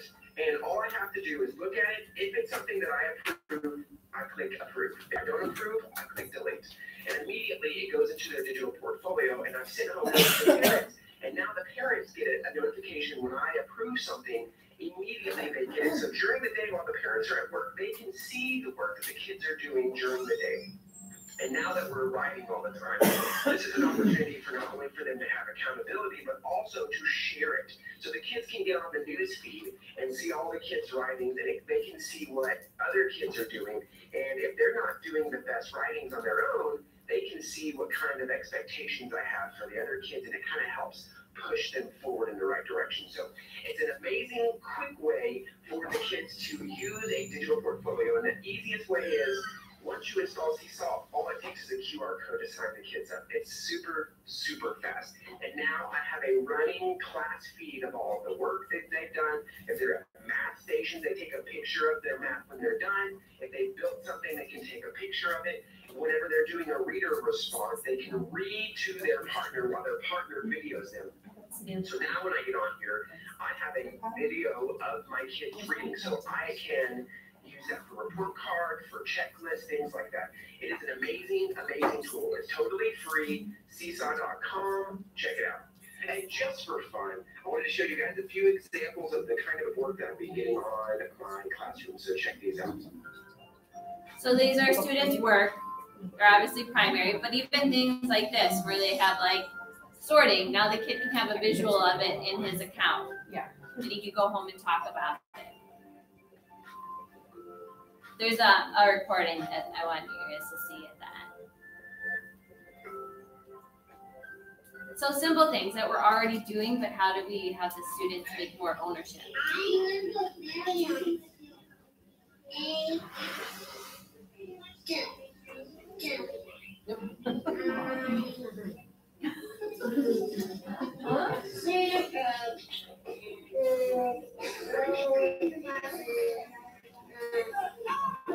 Isabel, thank you. It's Andy.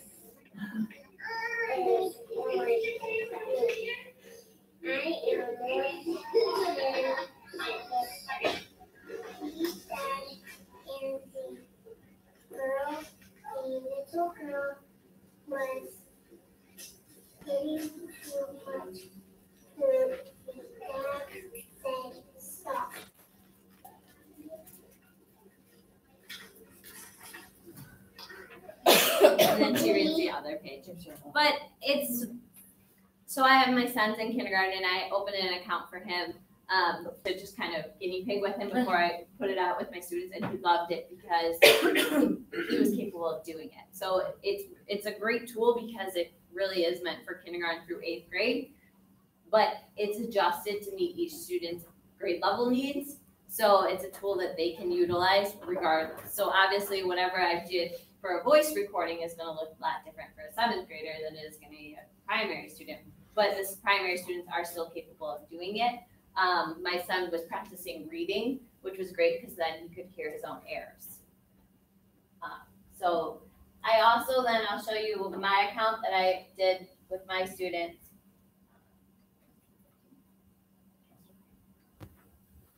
And so I put up a journal prompt, just kind of asking them to reflect on their end of the year. You can see all the kids listed here.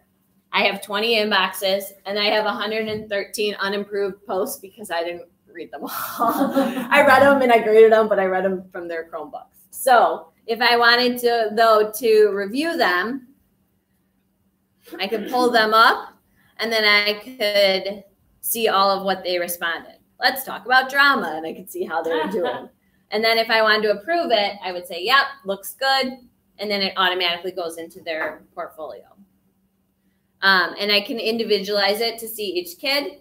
So in order to push this out, what I did was I picked what I wanted to do. So if you want to add a journal, you're just going to hit the add button. I can add anything. So I can choose to post just an activity, which there's a bunch of free ones listed already. That you can just kind of scan through. And then there's also easy ways to create, or you can post to the student's journal, or you can send an announcement out, which would go to any family members that are linked in, any pictures or videos you want to send out to, you can communicate that way. So the tools are here. You can see the students wanted to create a video. They can create a video. They can record it. It's super easy. You don't need the microphone. If you have a Chromebook, the microphone's already built in, so it's right there. And then the student can, again, just hit submit, I approve it, and then it adds it again to their portfolio as well. So it's a pretty easy tool to use.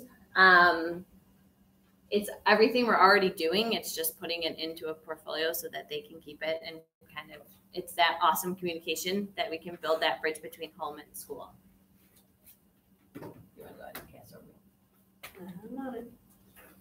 Do you guys have any questions about Seesaw that we can answer? So when you sign up, if all three of us were using this at once, so you have a separate menu, I mean, how does that work? It's identical to Google Classroom. So just like if I have a classroom, Sam has a classroom, and you have a classroom, the kids' account's all the same. So they'd have that homepage, and then they'd click on whoever teacher they would want to go to. So, but the kids use one instead of the other. You say it's just like Google Classroom, and you still use both. Then, at least for me, I use Classroom for everything. I use both, but like the Classroom doesn't have like the journal feature. So this is, you have to think of Seesaw more as just a folder, where Classroom is like a way that I can push stuff out. Some of the files that are in Google Classroom, they can just put into their file folder. So, but like at the kindergarten level, they don't have the emails. Like, how do they have an account? They will. Aren't they getting them? Well, they will, but it doesn't matter. Anita, like, so I did it with Anita, the boss in 2nd grade. All she did was put all their names in, so she copied them in. So she created a classroom for her class, and then they sign up through QR code, and then when they add something, it says, "Who are you?" And it just gives a list of all the kids. And they click, "Ooh, I'm Chris," and it goes in Chris's folder. Okay. So they need an electronic device. Yeah, we did it with the iPads over at Madison. Okay. Any other questions that we can answer before we move on? Okay. It's one of those tools too. The more that you use it and play with it, the easier it gets. Like seeing it on a screen doesn't really do it as much justice as actually logging in and messing with it. Like you can't really screw it up. None of the kids are in right now. So just trying to figure out like how to upload, how to post, things like that. It really is pretty easy just to go through and click on all of the buttons. And another thing I used it with is the kids can comment on the other kids' work. Mm-hmm. so they can see, so like I had them, they did some research stuff, and then they could go in and comment on each other's work, but you have to approve that comment. So, you know, it doesn't go up until you approve it, but they like saying that, and of course, they were all very complimentary of, I didn't know that I learned this, or I learned that, and it was just. When we went to, a couple of us I know in here went, but we went to the Berwyn and saw their school and how they use the technology. A lot of them were using Seesaw, and I remember them telling us a story about, I think the kid was in second grade, but they have tablets, but was so excited to connect from the lesson they were learning about bugs in school and for science. And when he went home or was on his walk home, started taking pictures of the bugs he was seeing on his tablet, and then was able to link those into Seesaw and keep those as like this connection, and then wrote a journal topic to the science extension of what they were doing. So it's just kind of getting our kids to think that way. It's that really scary first step that you took with Google Classroom when it first opened. You're like, this is so overwhelming. I don't know what to do with this. And now it just seems so easy and second nature for people who have been using it for a couple of years. But it'll get the same way. There's still features that I don't know. For me, it's helpful to watch other people's videos. Sometimes if I'm stuck, I'm like, what should I do? Just YouTube, like how to do this in Seesaw, and you'll get a video to pop up. So if you create a classroom and everyone, and you approve things that come through, journals and whatnot, everyone can see everything? Is that what I just heard, Danielle? Is that what you said? That's how it worked with me. You can, I believe there's a filter section. I'd have to look it up more, but I think there's a filter that I can plug in for it.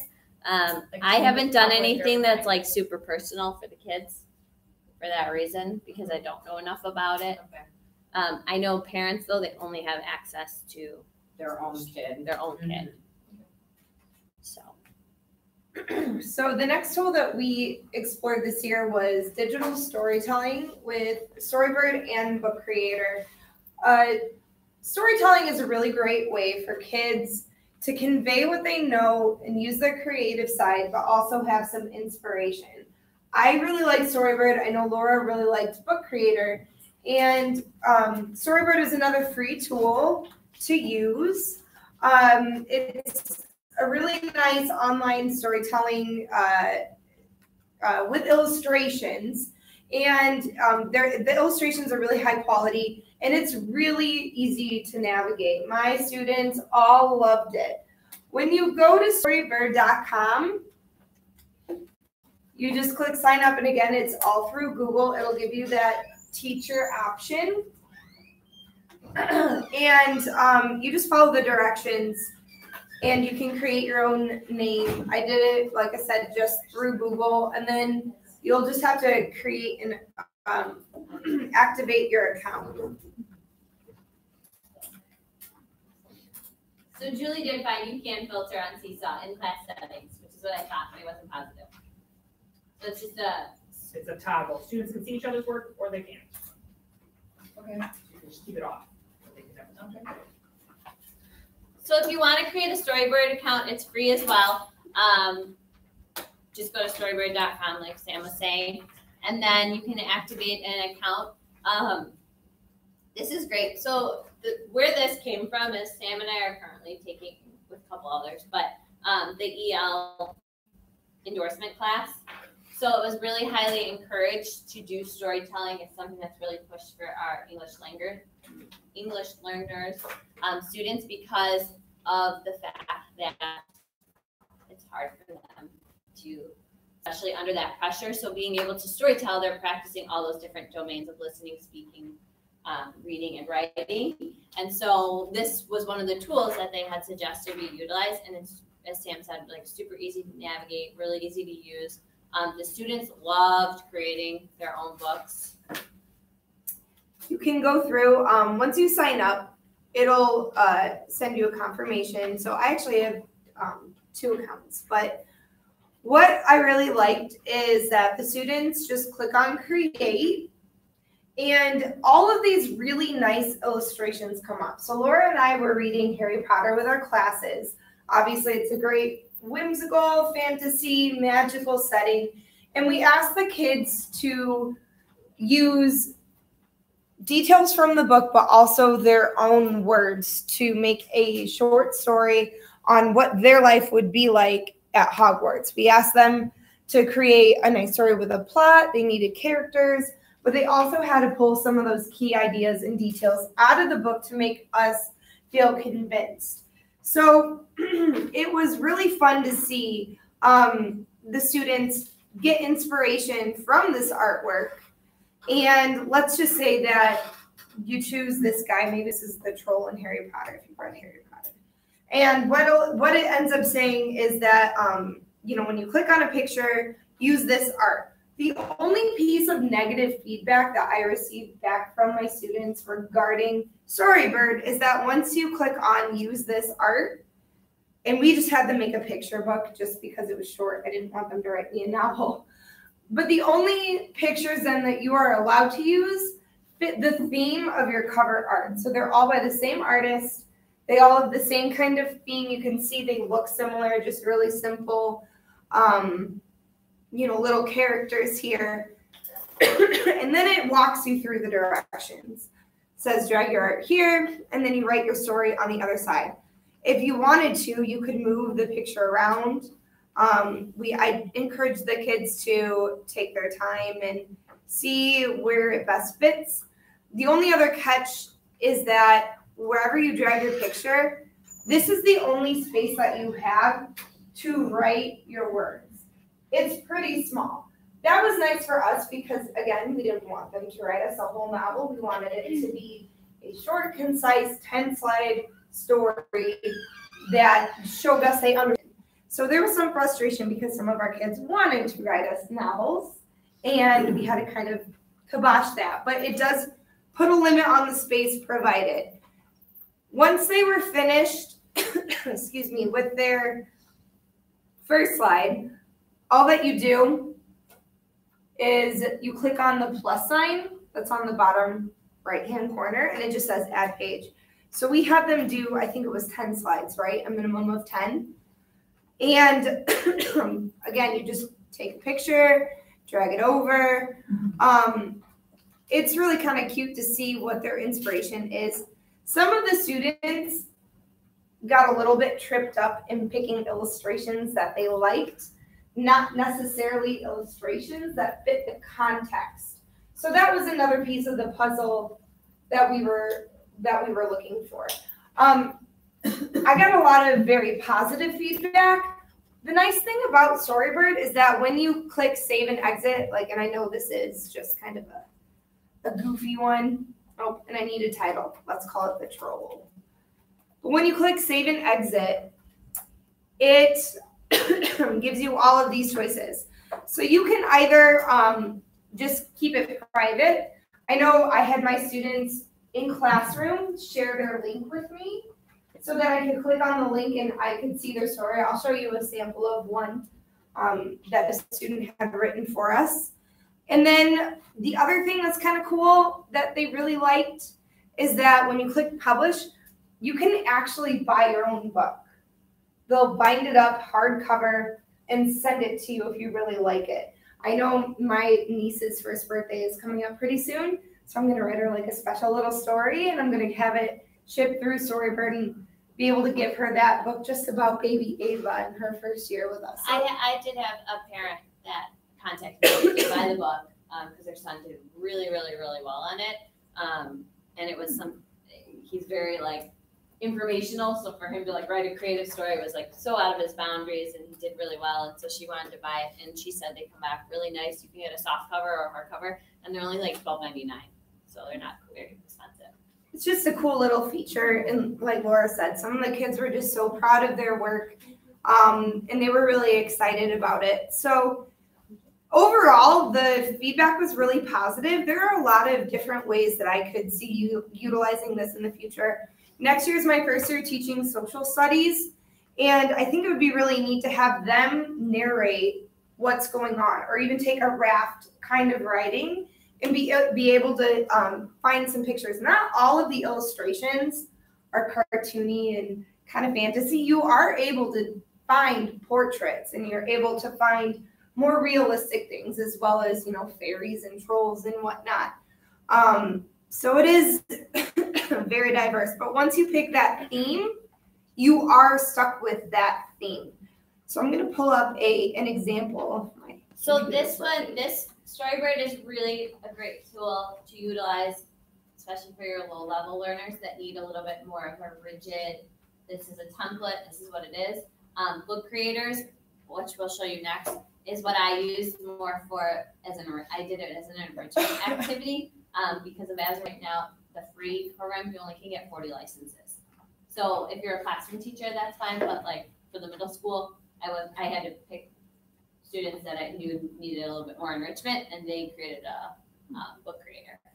So this is a great tool though, like if you have students that are struggling a little bit, want some more guidance, and it really helps kind of narrow in what they should write about.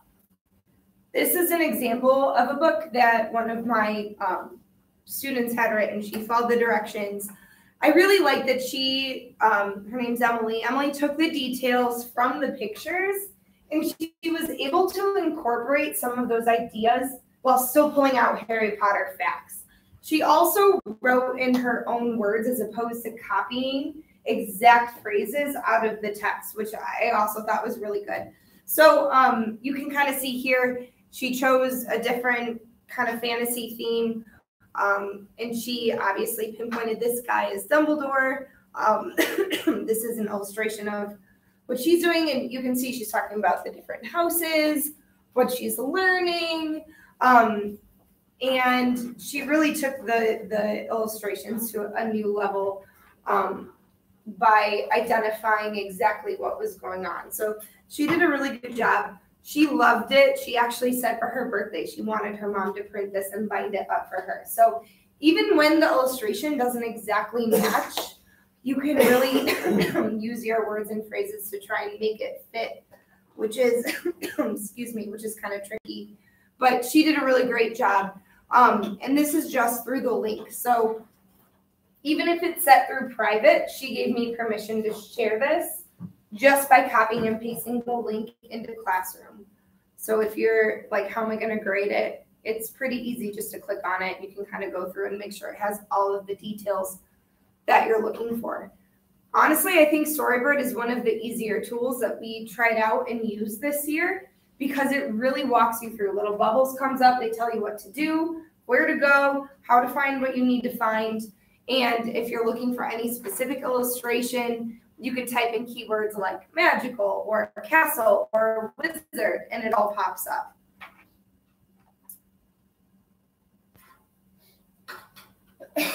All right.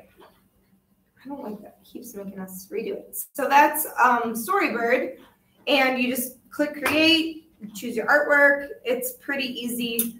And again, the only real negative feedback that I got was that they didn't like you were stuck with one artist. But if you choose correctly, if you find you're not getting the kinds of things that you need, it was pretty easy for them to go back and just kind of start over without losing it. The other piece of feedback I got is that in our age of Google instantly saving, many of our students multiple times forgot to click save. So I really tried to just pound that into their head. You need to save. Save and exit. Don't forget, save and exit. Don't forget, save and exit, and just had to go through that several different times. They were very engaged while working on this. It allowed for writing, speaking, listening skills to develop. We had them partner up and read aloud to each other and share, and they really appreciated that. They were excited to share with one another. Not many glitches. We had one student not able to sign in, but she forgot her username.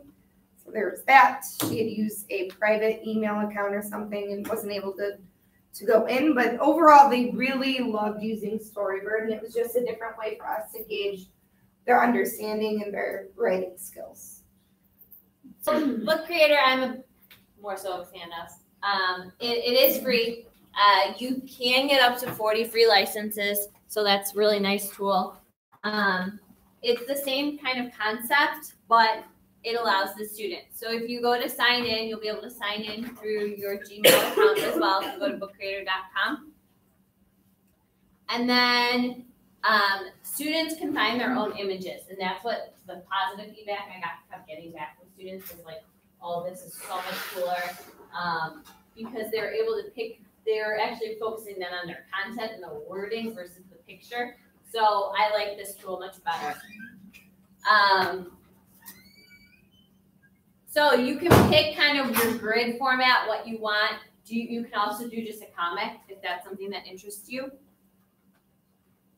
And then your students then are able to create another book as well. So they. The one where the code changes all the time. Book reader? No. It looks like this.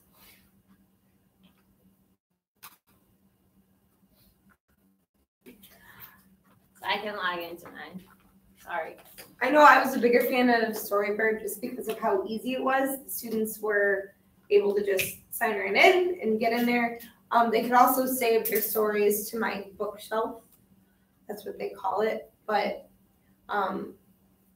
Book Creator had a few more choices, I think. Got it?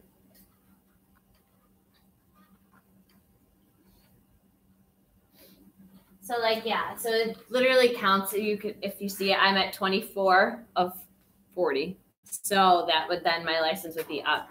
But yeah, so my students did an enrichment activity, what they're doing.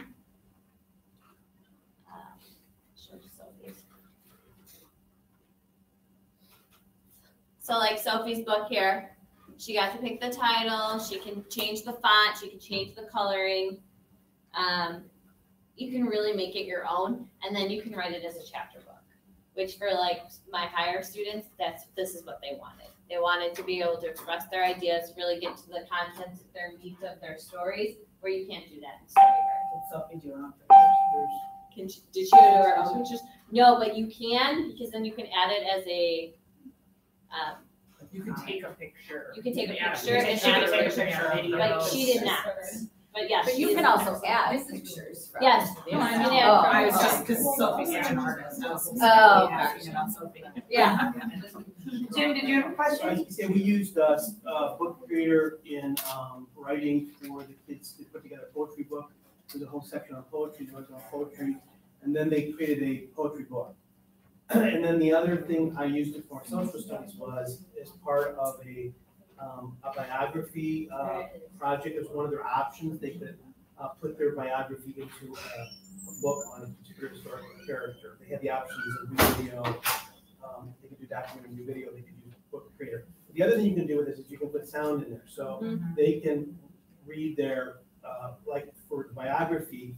A lot of them didn't have the biography written in there as much as they had pictures that were driven by an audio. So when the pictures came up, then they would, tell the stories. They had to look for accurate historical pictures of that person and then kind of fit that into the storyline of that biography.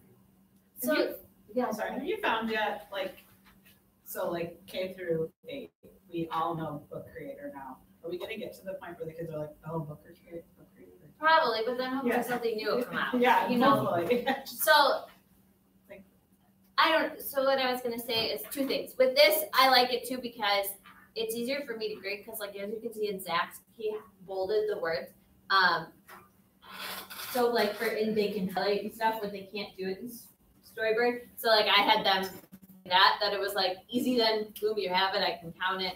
And I didn't have to sit there and read through word for word to try to figure out, okay, well, where are they figure the language, where's all this? It was very easy for me to tell.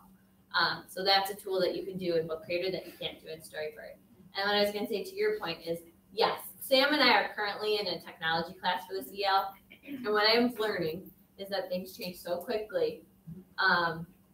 There's so many tools out there. You have to see what's also compatible with our Chromebooks, because not everything is. And it's a lot of video watching.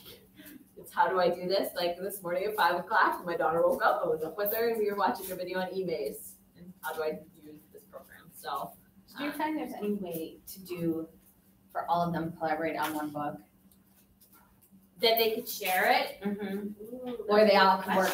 I tried to figure it out. So because they were doing a book all together in a group of 4, and they decided to do book creator. I'm like, great, and then they're like, well, we can only work on one at a time. So what the student did, which I know is not good, but at that point, he signed into 4 different Chromebooks, and then they could all work together. But then he's signing in to 4 different Chromebooks. But then they could all work at the same time. But I didn't know if there was Update a in March. way. The update in March allowed kids to work on the same book in real time. Yeah, it says how to collaborate in real time. This is a paid feature. It was Oh, before because we March. didn't pay. Oh, Yeah, there you go. that's why. So it is, Like we did it's that too, no, but I coming, think we're done. how to collaborate in real time. I wonder if Okay. you could have them all work on a Google Doc too, like Mhm. draft it on a Google Doc and then copy and paste it into Book Creator, see how that works. I don't know how the formatting would change, but go ahead. Well, there's one way to do something very similar to that, Google Slides. Google Slides you can download as a PDF, which then gives the version of looking like an e-published book. So in Google Slides, each of them could be working on a different slide. Same thing, putting pictures in, putting videos, typing, all that. But they can all work on it together, and then you would just download it as a PDF, and it would look the exact same format as this. So there's another way to do the same thing. These are, again, more tools that the more you play with it, the kids are amazing. If you just tell them to sign in and explain what it is and what the purpose is, what you want the outcome to be, they do it. Oh, they figured it out. It's so amazing how ingrained all of this tech stuff is. Like Storybird, I just told them to sign in, I explained what to do, and boom, boom, boom, they were working, they were quiet, they were engaged, and it was done. So it is pretty impressive how they can just get it, and it only takes a little bit of explaining on how to sign in and get started. Once they get started, it's all done. So just this is since it's pulled up, this is one of the activities that I linked for Seesaw. Going back to that, and if you look, you can the instructions then Reflect on a famous quotation. will tell you First, what to do. Tap the add button. Next, tap the drawing So that's tool. nice because I feel like Then do some it's not research. pausing, sorry. It's nice because as a class, I'll go over it, what they should do. But when they get to this point, what am I supposed to do? It's right there. It's verbal. It's written. You can listen to it as many times as you want. The kids will have dual screens, so they'll have this one and then another one open so that they can see the directions, but also be working at the same time. So it's a nice feature, and then there's tons of different things you can link as well. Do you guys have any questions? I feel like we talked a lot. It's a lot of tools in a short amount of time. But we do have about 10 minutes of built-in time if you want to try and pick one of the tech tools that we just talked about and maybe try to play with it or think about how you could implement it in your classroom, what the benefits are. And that way, if you have any questions, we're here now to help you out. Yeah, and tomorrow, if you're interested, we're doing Nearpod, Quizlet, and what's the other one? I think it's just Nearpod and Quizlet tomorrow. Nearpod's awesome, though. Absolutely awesome. If anybody doesn't know what it is, probably one of my favorite things ever because it grades for you. That's the one, the code changes every 24 hours. That's the only bad thing. There's another one I did. That every time I went in, I had to give a new code. I don't remember which one it was. Yeah. I did too many ones. Yeah. And that's the thing, it is a lot at once. But it's just a good way to shake up what we're doing instead of having them write an essay, having them do a book creator or write a Storybird or try and get their information uploaded into Seesaws. And pretty nice. Is the book creator those 40 licenses? Is that 40 books you can create? Yes. So it's not 40 kids, it's 40 books. Okay. Yeah, so And if you open one, if I open one and start one, that counts. You gotta delete. Okay. You can delete and reuse. Yeah. Okay. Because they'll start something and then they'll finish and they'll start a new one.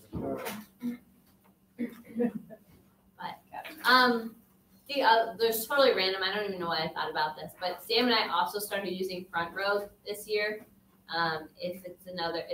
It's just a reading assessment tool, but it's really great if you want more information on that too. I'm happy to go around, but that's free. and it girls a lot with park. So yeah, we have like 7 minutes if you want to mess with one of the tools. If you have questions, let us know. I don't know, one of them changed. Yeah, there's too much happened this year. I don't know. Something changed to Freckle. Yeah, that's front row. Front row now, It's Freckle. I Yeah. can't keep it all straight. Yeah. It's called Freckle now. It's Freckle, Yeah. but Yeah. yeah. No, it's awesome. But we've only used it for math, so we like to read. I like the too. reading. Okay. The only problem is that, and I learned this quickly, is I that know our kids, my Lolo, he was studying. our students. It was probably where they would read, but it was like one word sentences. Yeah. So then I had to go manually and change it. But when I like, it's not like, I did like literally a 3-word sentence. This screen shows up that after that. Yeah, so that's what I just saw. But even the grammar was great, so it's Yeah. just, you could read it, answer the question. I have to go look at those places. See where they are.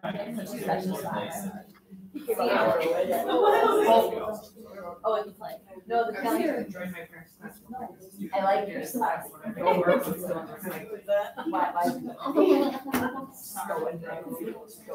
ran into well, yeah, Oh, yeah. I was coming back from the bathroom and just like you freaked out. My favorite time is still your algebra. Oh my God.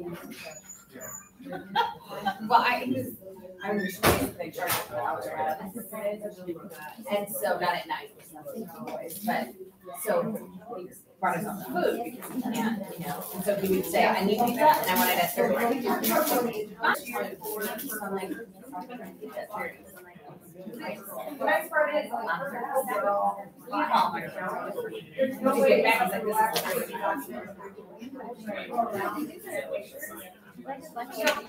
oh my God, well, he did it the year before. Yeah. And then he would be like so mad about the food. I was sweating every meal.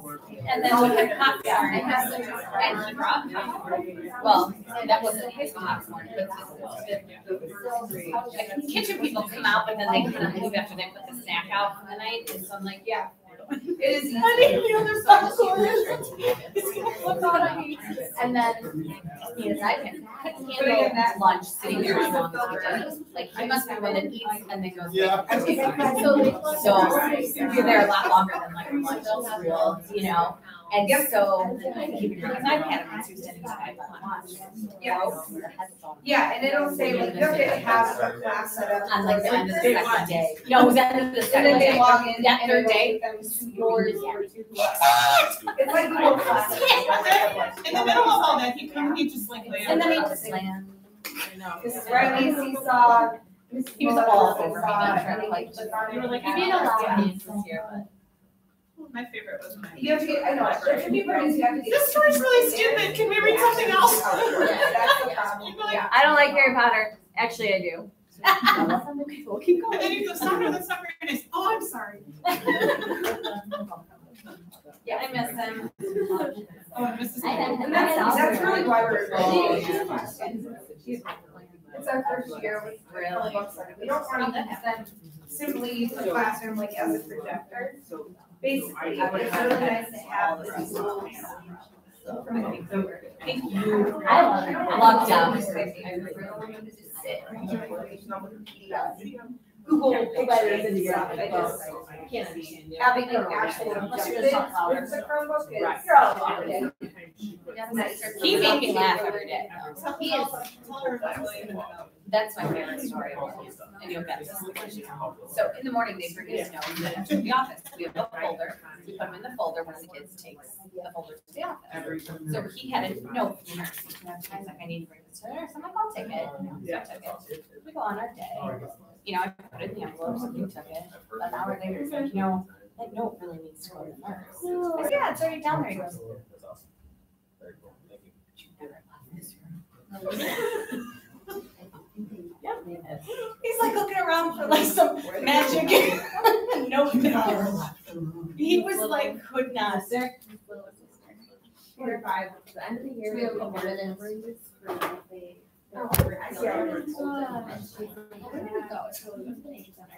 If anybody has any questions, just feel free to. Hey.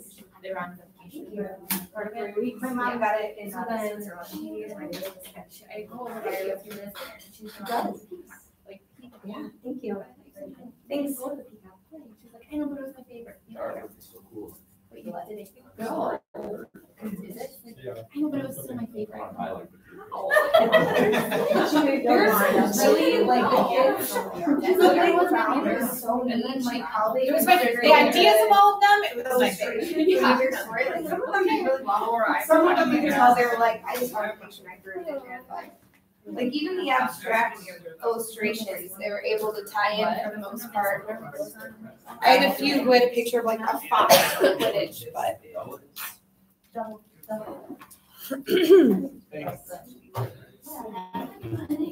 I'm gonna pass out the pink shout out.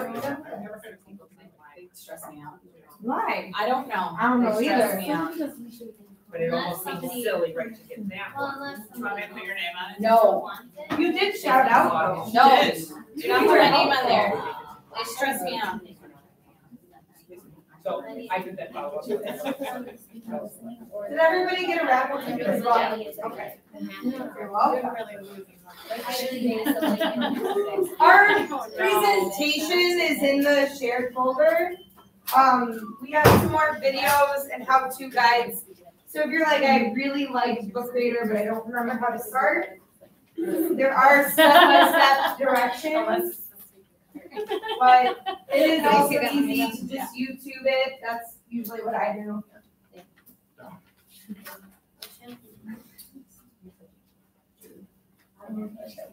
I think that's where I'm going with tier 2 and 3 for special ed. What is that? I think that's 2, 4 to 6. Is it here?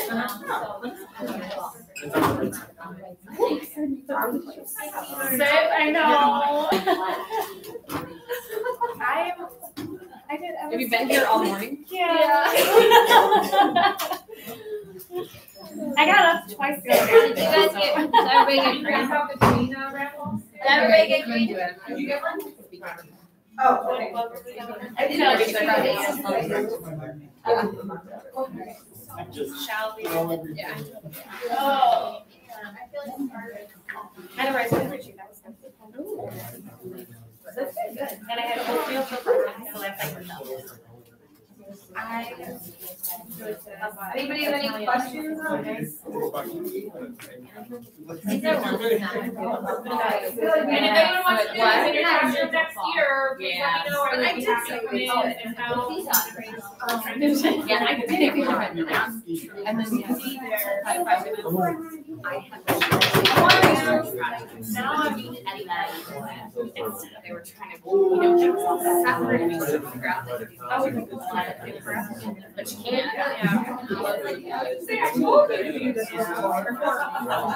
Right. So, I live in Lori. I figured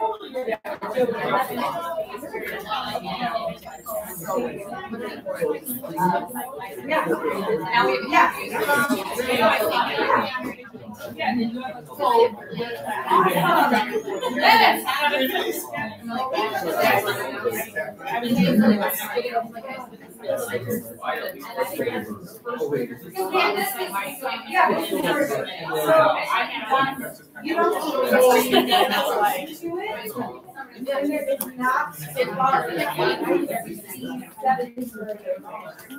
So as long as the kids they can share it with you on Storyboard or they can share it with you, you'll be able to access whatever. Yeah, it's really fun. Co-creator? So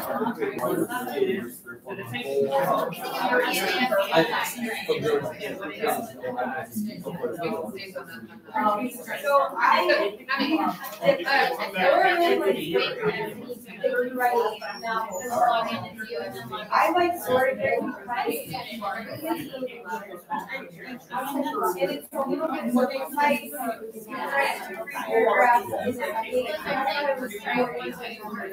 Because I don't want to write, they don't have that. Yeah, I would definitely recommend Storyboard. Here's the 3 different formats too. So we have the slides, they can also do poetry, and it's like one illustration, and they get to write everything. So even that works a little shorter, that they love using this, it's drag and drop. Let me know if you happy to see them. For sure, and like I said, it's so much nicer. She said hi, she texted me. Great. I think I'm gonna go speaking listening. I think I'm gonna go speaking listening. Yeah. Because I've done like special ed, I don't think I'm special ed. Wendy, do you wanna go speaking listening? She does that special ed. Yeah. I don't know what that is. Yes, we found that having those illustrations was an inspiration on where to start. It really helped drive the writing. They had an idea. I thought you meant like. And then they just started writing, so I think that also. Wendy, I'll be back for you. Especially in the different languages. I'm gonna go. Oh, indeed. Yes. Thank you, everybody. I'm coming back for Wendy. Oh, wait a minute. She's right there. Hi. Oh, 2:13. Hi, how's it going? You can cast over. Yeah, We're done. if you want everyone to respond, and hit plus, and then you can add. Feel free to email us if you need help with anything. Necessarily can't. No, the parents are just speaking. Yeah, that's right. You have to approve the part goes.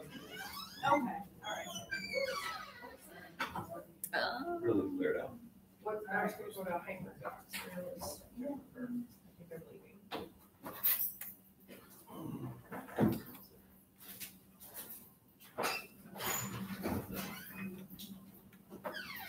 So, Are you staying here? no, I'm coming to get Wendy.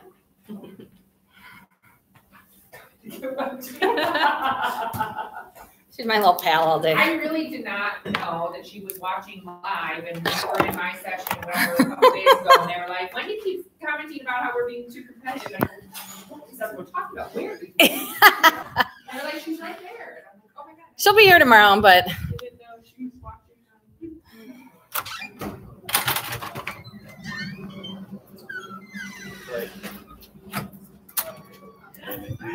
Just right. There we go.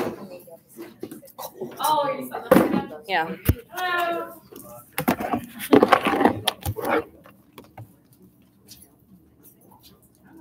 You probably don't get that. Jason keeps doing it, so I'm not in charge, so.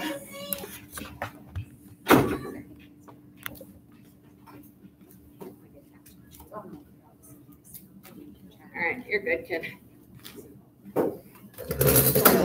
The end of the last speaker. I forgot again. Because I have Jennings and I are just like looking at each other. She's right there. Just like. Right. Yeah. I had a hard time this morning with James. Wardrobe. I had a hard time with the baby this morning. I was watching TV. I started watching Rules of Engagement again. It's cute. And it's like 20. It's really you get through one. I'm like, well, I still got a little bit of time. Oh, I love So I watched another one. So I know the discipline on the other thing is like. and I have like super coffee. It's out of control. It's so out of control. No one realizes how much they do. And now My kids, Jake loves it, like he watches it every single day, and I English for him, but like that's it, like. There's a lot of office trivia around. There are. And then the way it was laid out, the center of the class, like if you were the Yeah, that's what I thought. There's an offer, a fresh trivia on the sheet, or through Jake, yes. His French wife. She used to do it yesterday. So I knew her. She did a lot of training. Would you put that in her? Probably not, but. I mean, she's We went to one that was, it was a. Well, I think what she used to do, she's very good at dealing with, dealing with, you know. You know, I'm not so sure. I mean, talking about, It was miserable. We were trying to get home here. I know, well, Unfortunately, it got has that been filled filtered? and filmed internally. Yeah, because you need to find, right? Yeah. Like, Monday or last. So, I know, but we tried so hard. I mean, and Heidi was on the board too. She was excited. You told me. Oh, I don't know. Where's my K2? No, August. I feel like that's the only time we ever get chips.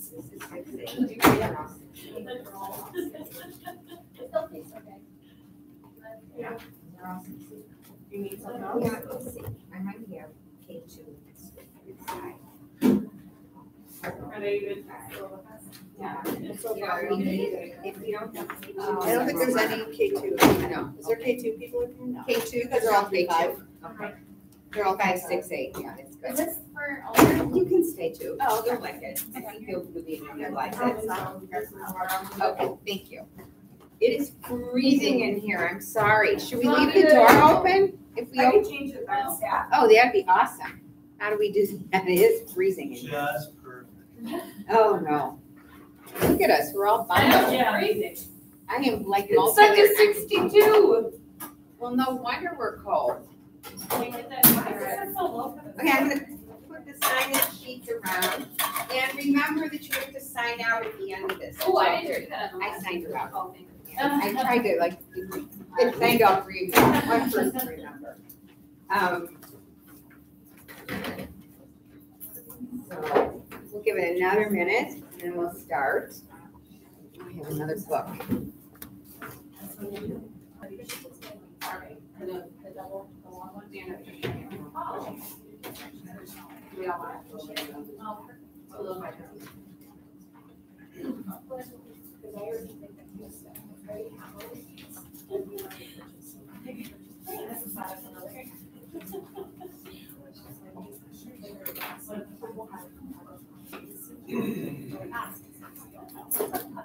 It's really funny. Sorry, jumping.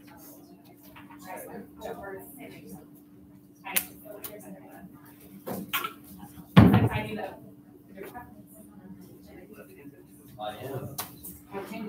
Exactly. But they're all the same. Okay, we're gonna start. It's 11:30. So the speaking and listening standards are equally Remember when important. you was with us. Sorry. Oh, we can move her if you want to stand. Swing through that way a little better. Wendy? Hi, Wendy. Okay, so even though you're getting those books, here are the grade standards for 6 through 8, okay? 6 through 8, here are the speaking and listening standards. You're Thank you. welcome. And then 3, 5, I have them for you.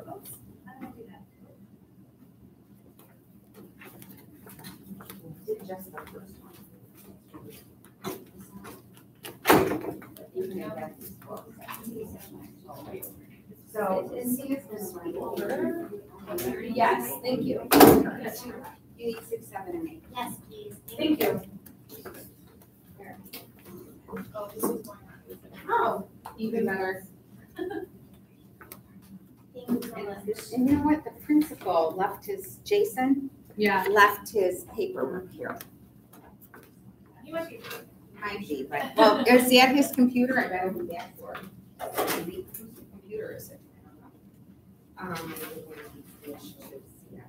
So, the book that I'm gonna recommend for this, and he's got a couple of them, and we're gonna actually, you're gonna meet him in a minute. A gentleman named Eric Palmer has done a book called Teaching the Core Skills of Listening and Speaking. And this is his book about the Common Core standards and how the speaking and listening relate. And then he has another one that's called Well Spoken, that is another good resource. And I dug through all my stuff. I lent my stuff to Larry Ravlich when he was there in the district. I didn't remember Larry.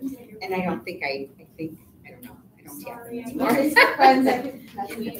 So anyhow, I liked this book so much that I rebought it for this class because it's really worthy. I'll pass it around for you to look at. It's called Teaching the Core Skills of Listening and Speaking. And it's by Eric, E-R-I-K, Palmer, P-A-L-M-E-R.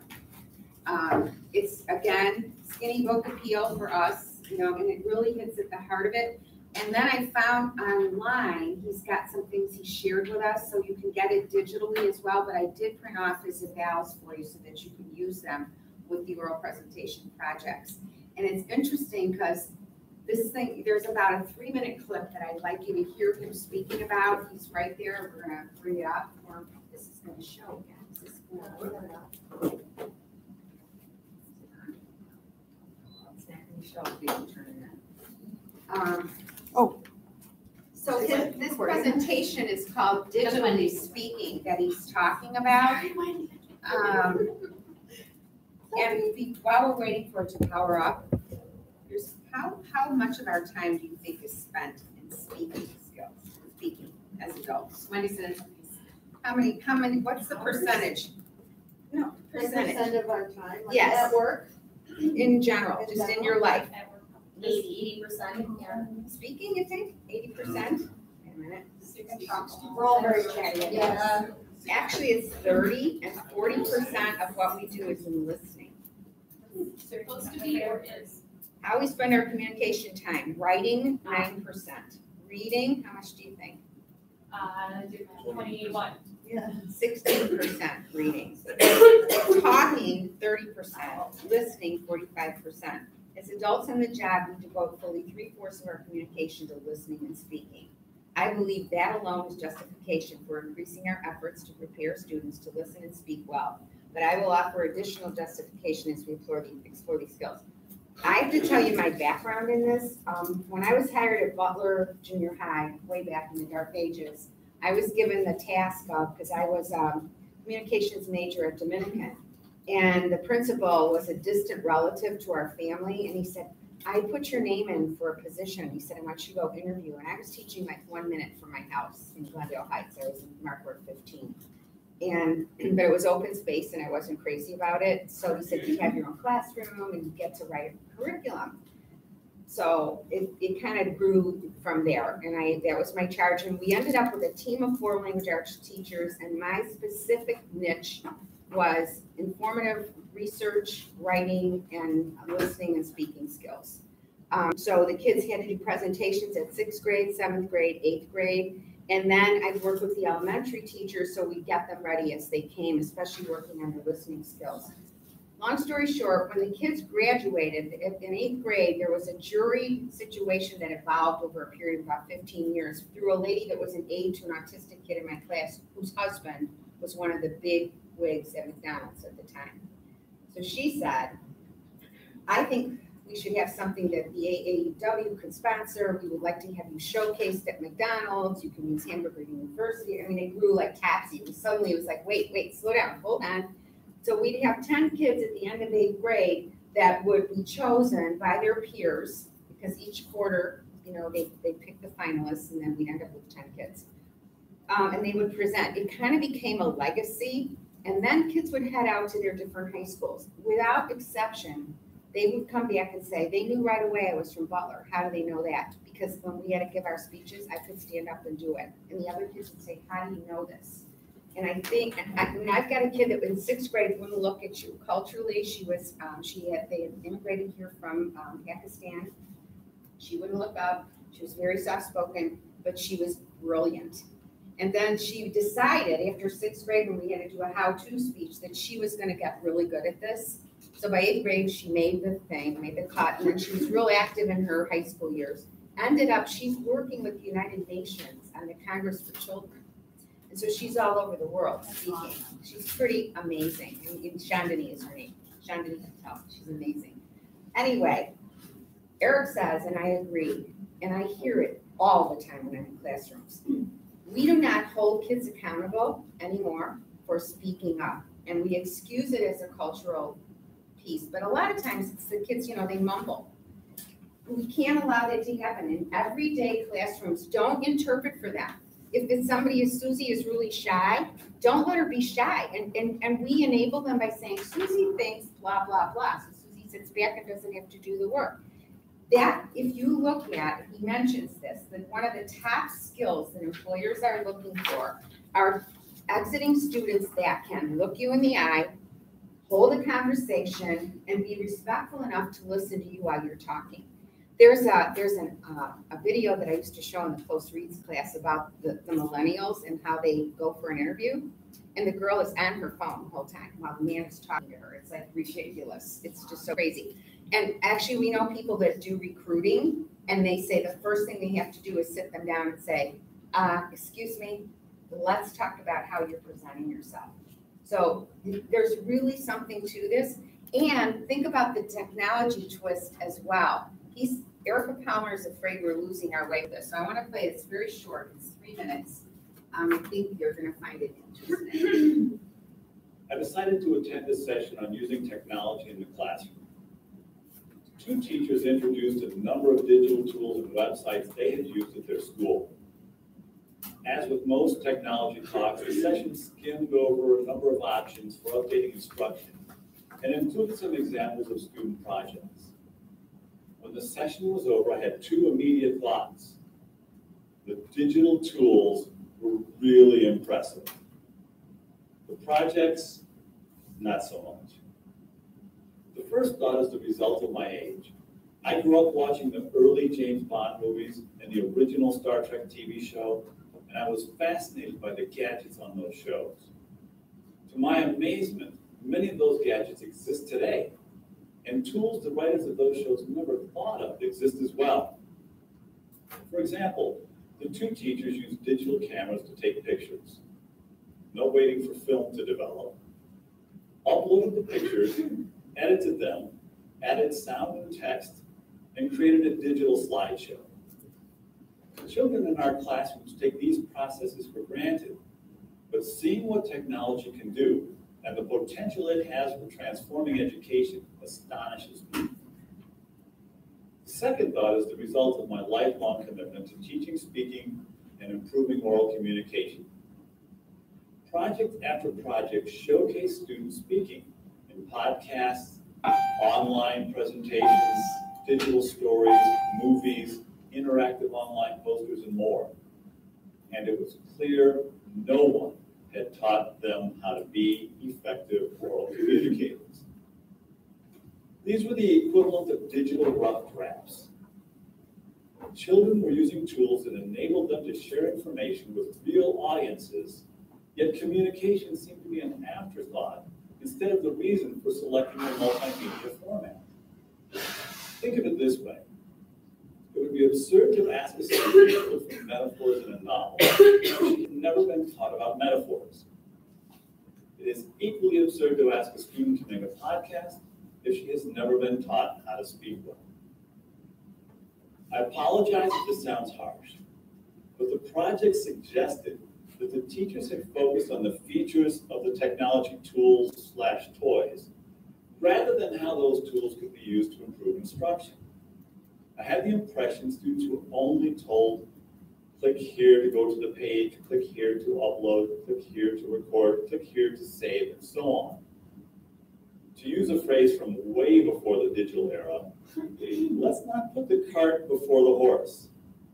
Let's not value the tool above the learning, the bling above the content. Sometime later, I had a third thought. Digital technology gives teachers a unique opportunity to enhance instruction using tools that engage today's students and foreshadow tomorrow's innovations. We can update instruction to give students the skills they need to be successful in school and throughout their lives. We can use digital devices to reinforce core skills, especially effective oral communication. But we have to emphasize the skills, not the devices. Okay, comments, questions, thoughts, what do you think? You know, Yes. I can say it, I like the point that. I was on my rail, 2 students got on, I think I'm exaggerating. Sorry, go ahead. Well, it's one thing for the kids to know how to use devices, but it's a different thing for them to actually communicate ideas using those devices and ideas that are clear, succinct, and maybe that stick to either a topic or a clarification on an idea. They need to be taught, first of all, they have to have something to talk about. So one of the heavy lifts that was really a lot of work in our curriculum was they researched the topic, so they knew something about it. Then they have to write it up. They have to write a draft. And in those days, we were just barely using the computer lab. It was just like opening in the 90s.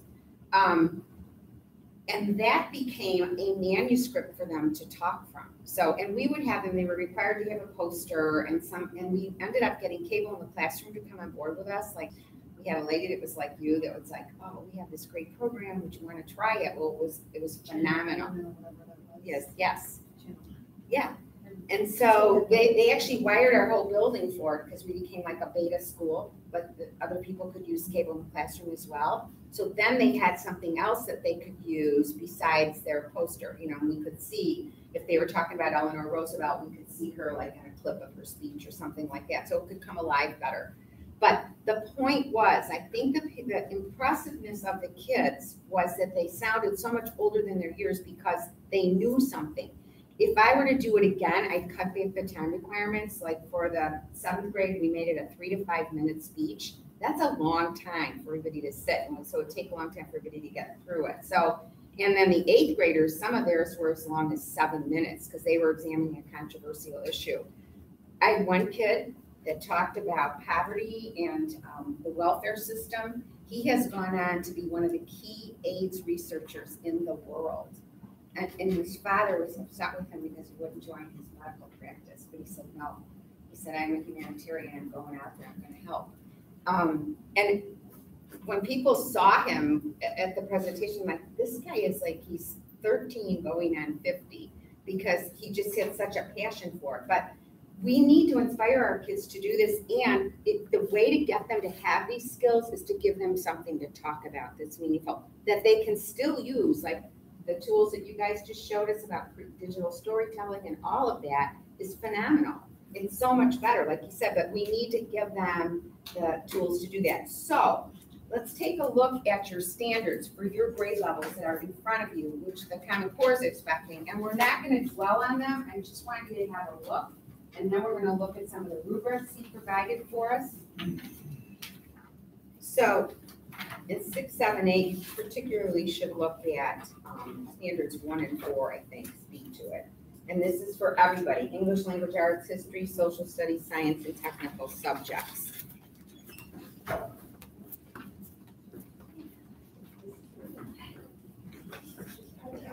And I'm moving my page to look at.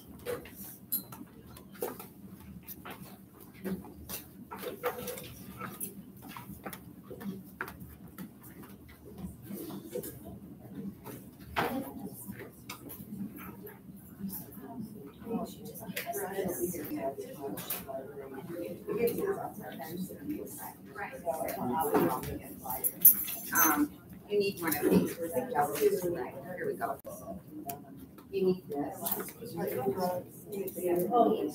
Okay, you got it. And, Sorry, Wendy. Here's 3, 4, 5. That's fine. 6, 7, 8. Yeah, you. Here's a roll 3, 5. And my page 1. Again, you'll have that roll And here's 6, 7, 8. All right. It's a collaborative thing. Right? Yeah. Because I'm trying to get my own thoughts as well. So all of these rubrics came from Jim Burke's book in the section on speaking and listening. And they talk about what are the expectations, but it's pretty involved. If you look at the 6th grade level there, if you're teaching 6th grade, you may want to highlight the main anchor piece. So the main standard says we're going to prepare for and participate effectively in a range of conversations and collaborations with diverse partners, building on others' ideas and expressing their own clearly and persuasively. So that isn't even addressing the stand and deliver one he's talking about. This is talking about how do we get our students to work collaboratively and creatively with one another. That's the other big hex that's coming out of the business community is the kids arrive, and number one, I think some of the kids that are being hired right now, I have a niece that got this great internship, and on the first day we were all excited to hear how she loved it, and she had to be there at 8 and work till 5. What do you think she said? I mean, this is really a cool job. It's out in your field, and she's going to be in sales, marketing, and all this other kind of stuff for I don't know what kind of company. But I said, Megan, how was it? Oh my God. She said, I can't believe I have to be there from 8 to 5 every day. Oh my goodness, I said, what? I mean, I didn't expect that at all from her. She said, oh, I'm just so used to being on the go, getting things done. I mean, I don't know if I can do this. And her dad goes, trust me, you're doing it. Get used to it. Get used to it because then at this degree we just paid for, you're doing it. So, that said, the other thing that businesses are having to train their new employees in how to do is work collaboratively with other people. They want to be at a workstation by themselves and just operate in a little silo. Well, it's not working that way. McDonald's new headquarters downtown, nobody has a desk. No one has a desk. I mean, if you're a high My brother admin, works there. who does? My brother. And what does he say about it? He's a techie guy, so he's. Oh, he loves it. Yeah, If he's he's all into techie, he that. helped set it up. Yeah, that's. I mean, they really responded to 21st century skills. And I have a friend that's one of the admin assistants there. So she's got a little more space, but everybody's got a locker. You put all your stuff in a locker and you can go to any workstation you want. And then they have rooms designed especially for you, and then they're see-through, you can see in, where you'd be sitting around a table, a big one like this, and everybody be talking. And that's how they have it going.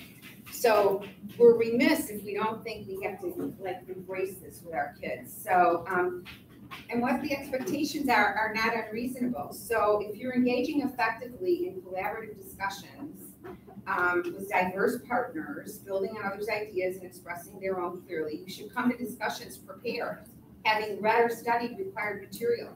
Explicitly draw on that preparation by referring to evidence on the topic, the text, or the issue. Follow rules for collegial discussion, which means we have to teach those rules. We have to teach them how do we collegially communicate with one another. Pose and respond to specific questions with elaboration and detail by making comments that contribute to the topic, the text, or the issue. And there's so many tools out there that we can call upon where they give you sentence stems or question starters, all of that. So, and then you can see the build in 7. It looks the same, but where you see the highlighted the numbers in standards, 7th grade, standard 1. So in 7th grade, in addition to doing everything that 6th grade's doing, they have to have researched material understudy. They have to track progress towards specific goals. They have to pose questions that elicit elaboration. They're not just posing and responding, but they're posing the questions to others. And they're acknowledging new information expressed by others. And when warranted, they modify their own views. So these are some really heavy lifts they're looking for. By 8th grade, they're doing all of the above. Plus, they're doing some decision making. They're connecting ideas of several speakers. They're commenting on relevant evidence, observations, and ideas, and they're acknowledging new information expressed by others, and when warranted, they can qualify or justify their own views in light of the evidence presented. So it's a really intense expectation. And if you look at standard 4 for public school, I wanted you to have all of these, but 4 is the other piece that Eric Palmer was talking about, where he says, the anchor standard says across all the grades, Present information, some of your top findings and supporting evidence, so listeners can follow the line of reasoning and the organization, development, and style are appropriate to task, purpose, and audience. In 6th grade, they're presenting claims and findings, they're sequencing ideas logically and using pertinent description, facts, and details to accentuate main ideas or themes using appropriate eye contact, adequate volume, and clear pronunciation. If I were you, I would highlight that because in your everyday interaction with the kids, you need to remind them they should be looking at one another. Your expectation from day one is, in this class, if you really want to excel, I need to hear you when you're contributing to discussion or responding to a question. That means volume, and I need to hear you. We all do. We can't be having the mumbles in here. And also, kids in middle school tend to think it's cool to kind of mumble along. You want to talk about why that's not a good idea. And so in 7th, it's the same thing, but they're also emphasizing salient points in a focused, coherent manner. And they're including examples as well, besides facts and details. And by 8th grade, they're using relevant evidence, sound, valid reasoning, and well-chosen details. That's why keeping it shorter is a much more manageable task for you, because you're going to have to confer with them if they're going to do a presentation. And it really, really works well. By the end of my days at Butler, I was working with our science department and our social studies department, because those are beautiful venues to stand and deliver and help the kids understand what it is you're talking about. So that even works as well, I think, as like the biography and that kind of thing that we were doing in ELA. So don't hesitate to do that. Then it's got for you what the student does. Remind me, Danielle, to give you that 3, 4, 5 thing that I have in my folders. okay. I'll give you 4 copies of that. I have them. And then the next page is what the teacher should be doing, how you should teach this. And this is Jim Burke himself talking to us. The voice you're hearing from these pages, Jim Burke is a specialist in 6, 7, 8, and he's also taught high school. So these are his teaching notes to you on how you can bring this to life. So this is a tool that I think will help you. And then I'm going to give you some evaluations that you can possibly use. But the students can do this. So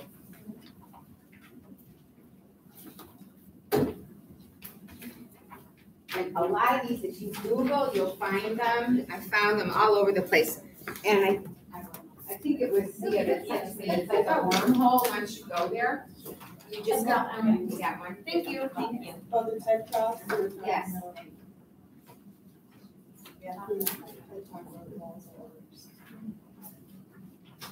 One thing that 8th grade did 2 years ago, they structured us a week that I thought was so good, because they had the kids practice, like, when somebody spoke to them, they said, thank you, so, or whatever, and they like. That's what I had copied, yes, by Leah, Yes. Pam and Leah had, you were there, right? Yeah, When they first It was started. nice, it has the stems, yeah. Yeah, when they first started, They use their names. made them say their name. Yes. And then it became sort of Yeah. second nature after that. Their debates, they did it for those debates, for the trial or whatever. Mock trial, maybe, was it mock trial? Something like It that. explains what he's talking Well, about. Melissa had a target time, I think, with basic she.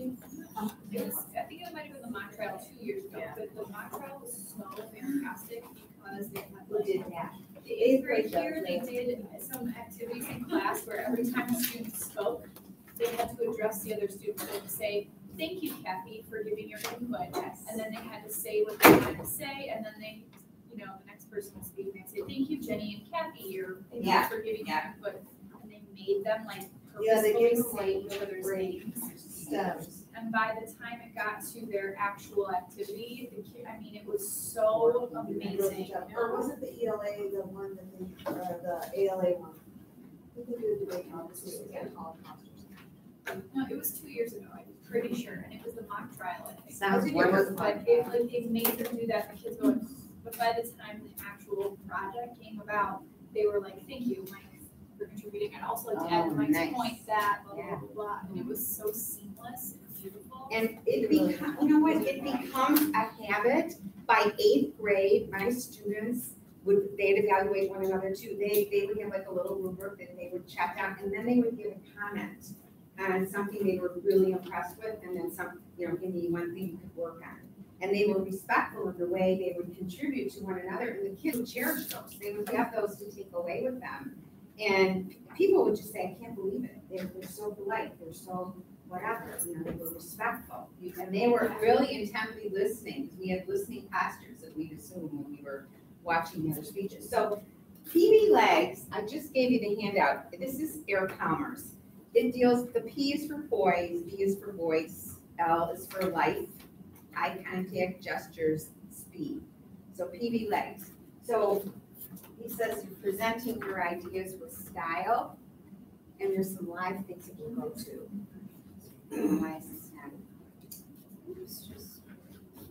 So here's his other book, Well Spoken. And you can go to this site, pblegs.com, and there's all kinds of goodies. The stuff I've got for you here came from that site. How to improve student presentations with technology. So the one I showed you, the orange book, is more like Common Core line. This one is trying to help you get your technology woven in with good presentations. Now, here's what they're looking for. This is why we need to have them ready for interviews, marketing, phone conferences, for artistic performances, and informational videos and putting together. It's not enough to just get up and use the tools. They have to be able to seem like they're versed in what they're doing. So here's some technology tools to practice. You can go to these sites. I think a couple of them did not come up, but let's see if I can get it to go to Laborize.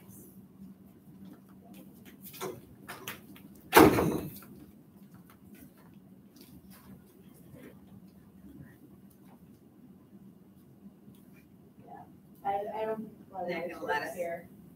It's not gonna let us, huh? Laborize is great. There's another one called, oh gosh. There's another one like it. Laborize, I know, sometimes does freeze up a lot. It'd be fun Voice though. thread might work. What's the other one? There's another one we're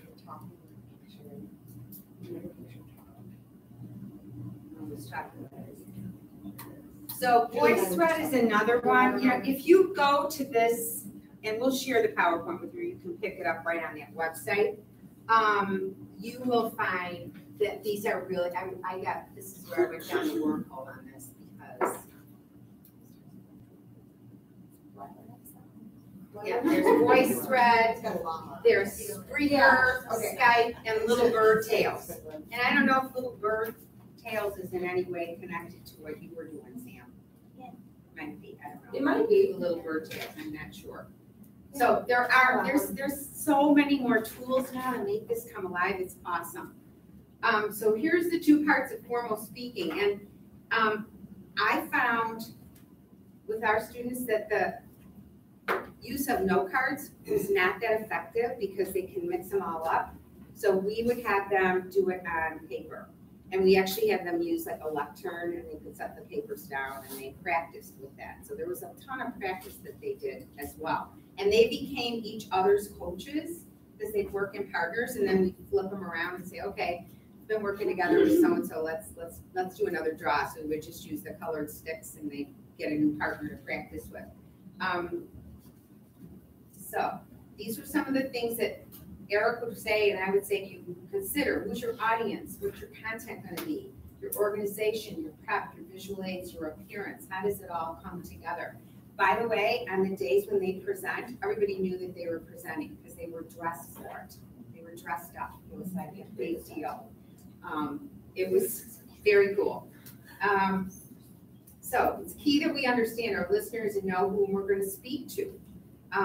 One of the activities we did in 8th grade, just like for warm-ups, we would have the same topic and say, okay, your audience is changing now, and they would get to brainstorm and do like a little impromptu. It's seniors in a nursing home, or it's a bunch of kindergartners, so it's the same topic. Maybe the topic was ice cream's good for you. Okay, how do you sell that? What are you going to do? Their interest, needs, background, experience, and so on.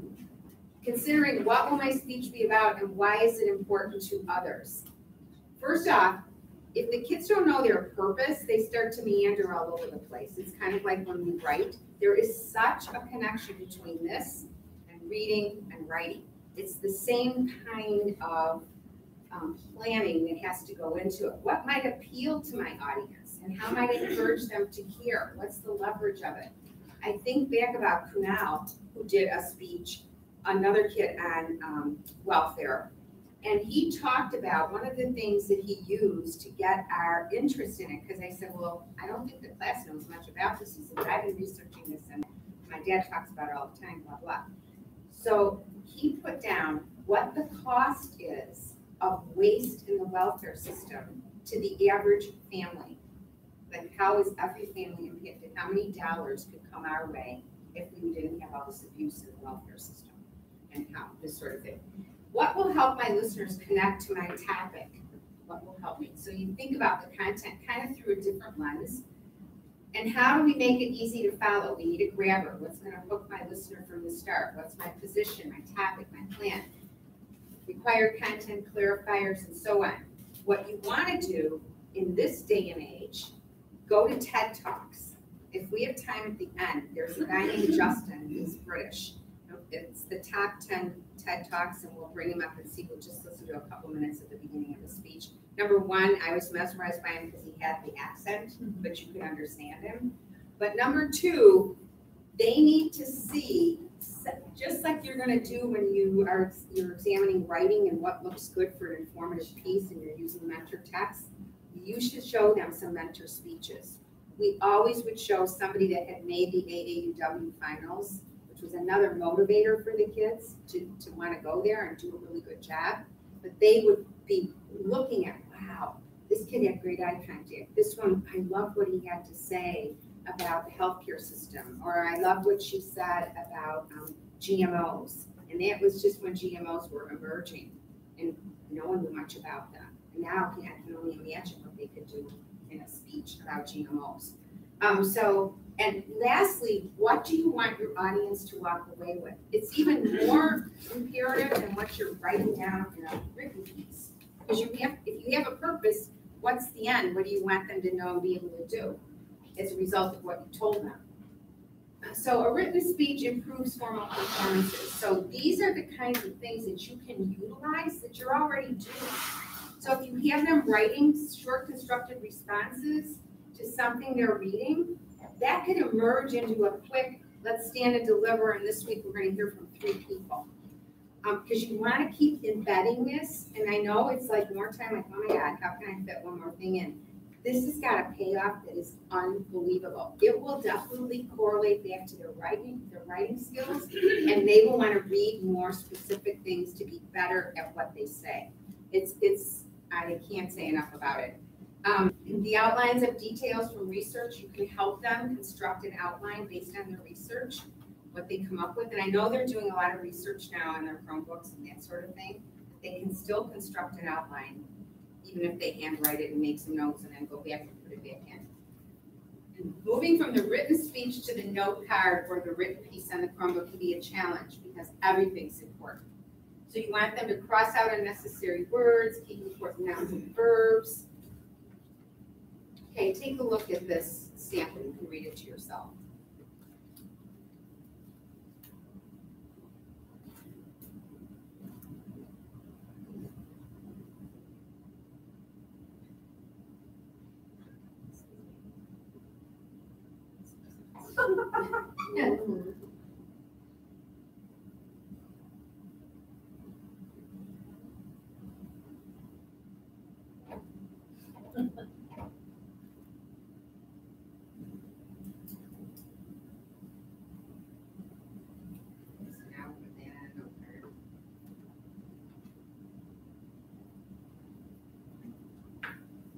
So that you could probably do from note card. It's when you're shuffling cards that you lose all your eye contact.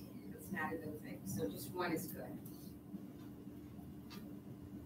I do not recommend that they memorize because memorization, all of a sudden, it's that you get that total blank and you don't know where to go. I mean, you got it, you lost it. Only once in all the years I taught this did I have a kid faint. She got up there and she was a fabulous student. No one expected that would happen. And they said it was because she was such a wreck that the blood flow to the brain. She lacked, it like her knees lacked, and the next thing, did you have you? 2 kids, same thing. Really? But they were all presenting at the same time in the gym. We did these, a living museum where they were each a person. Yes, yes. And yeah, my first time doing it, also I'm like, they're going down. Oh my gosh, they're going down. Open the doors. It's too hot in here. And the parents were there. But I learned, we didn't have anybody this year. No. So what did you do? How did you get? We gave them chairs if they wanted to sit. We made sure they had water. We did it in the classrooms. Not everybody was in the gym where it got hot. Right. Yeah, it does happen every now and then. Practice with partners and parents. Use technology. Now you can use that voice thread. It records you. You can record yourself, and you want them to hear themselves, because when they get up there and they're too fast, the whole class is like, oh my God, it's like any of us would be. So they need to be aware. And there's one, if you go to the website, this lady is patiently working with this little boy, and she keeps playing the clips back. Well, now what do you notice here? I'm going way too fast. He says, I can't even hear myself. So that awareness, of the, I can't follow myself, is what she said. So using the tech to record and time yourself, and look at yourself looking in a mirror. I mean, they have to get more comfortable, especially in middle school, with how they're coming across, because this is the time when they totally want to not share their talents. Visual aids will enhance the words, keep the text and images simple. Like, it got to the point that we had our teacher would come in 6th grade and talk about good posters. And then it was Oprah. So everybody had a production. People were bringing in like major foam boards and this, and they said, no, just keep it simple. Use the cardstock posters so nobody gets like a better poster than other people. So, but enlarge the text, use organizational features or bullets for your key points, and do test your visual aid and tech at site before the presentation. And those are all things as far as getting them ready for a project. Those are really good life skills. It's like, you don't slide in on the last day. I had one kid, he was going to tell us, and his dad was one of the senior guys at McDonald's, and his mom was a trip. And he comes for a 6th grade speech. He says, I'm going to show how to make flavored popcorn. But guess what? I forgot the popcorn maker, and I don't have my samples. And they said, well, can you just talk about it? Tell us about it. No, I really don't think I can, because I also left my outline at home. Okay, I guess we're done for now. It was perfect. Yeah. So dress for the occasion, wear clothes, but make you feel comfortable and confident. Don't wear something brand new. Match the style of your audience. Don't be fidgeting or distracting the audience. Kids with hoodies, with pockets, you know what they do? They start playing with the strings, or they've got their hands in and out of their pockets. And I would use this PowerPoint with your students, because they need to see, what are you talking about? Don't do things that distract the audience. Shirts with tails that hang down, or clips, or spray. If you got your hair in your eyes, you want it out, because otherwise they keep doing this, pushing it over or flipping their head. So those are all distractors for your audience. So here's what we're looking for. Poise, voice, light, eye contact, gestures, and speed. One of the most difficult is the eye contact, and that's what makes it come alive. And when they're practicing, they really need to be like emphatic and use their voice to make it come to life, not just boring or one flat. The one kid that she's coaching, she said, what do you notice about this part? It's really boring. My voice is the same the whole way through. And when he's talking to her, you can tell he's got some life to his voice, but he just totally was probably reading it. So this is the lady, that's the little boy. That's the instructional video. So you can evaluate the performance using the PV legs. And I actually would use that, because you've got that front page from this evaluation. It's not an evaluation, this is a handout that tells what it all is. And then I gave you the rest of this because it tells you where you can go. This is what I found that I thought was really helpful. So I realize that you can do it online, but sometimes it's a good to have a physical reminder. Oh yeah, I'm going to go visit that and see what that's all about. Look at what this can be a rubric, because look at under life, it's 4, 3, 2, 1. You had a lot of feeling in your voice. We heard emotion, passion, excitement, sadness, etc. You were fun to listen to. Versus number 1, there was no life in the speech. You spoke in a monotone and didn't pay any emotion, put any emotion into any part of your speech. For a 4 for eye contact, you constantly looked at your audience. You looked at each member of the audience. You barely glanced at your note cards. They need to hear that. They need to know what they did. They need this kind of feedback to be better. Gestures. You had very effective hand, face, and body gestures. Your motions added a lot to your speech, or you had none. We were focusing on that a lot in 6th grade.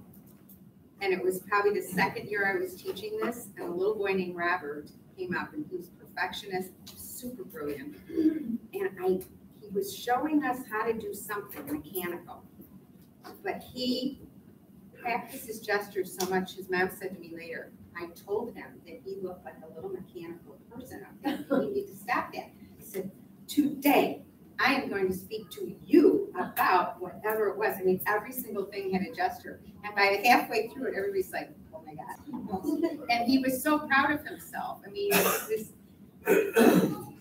we laughed about it for a long time. Luckily, he was the kind of kid that was like, yeah, I know, my mother told me. Like, I thought that we were supposed to have, he said, I thought I'd get a higher grade if I had a ton of gestures. I said, we certainly had a ton of gestures. We definitely did. And the speed is the other part. If you get the feedback, you spoke way too fast, there was no change in pace. After that, it becomes like torture for the audience because can't key into it at that point. So all of those things, this can be a great teaching tool if you choose to use it, I think. Appearing calm and confident, they need to know, and that's why having water there, Danielle, is a good idea.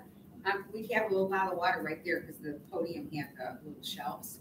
That you might feel butterflies, you might be sweaty, your knees might start to buckle or be wobbly. Those are all like, don't plan on it, but it could happen. It's not unusual.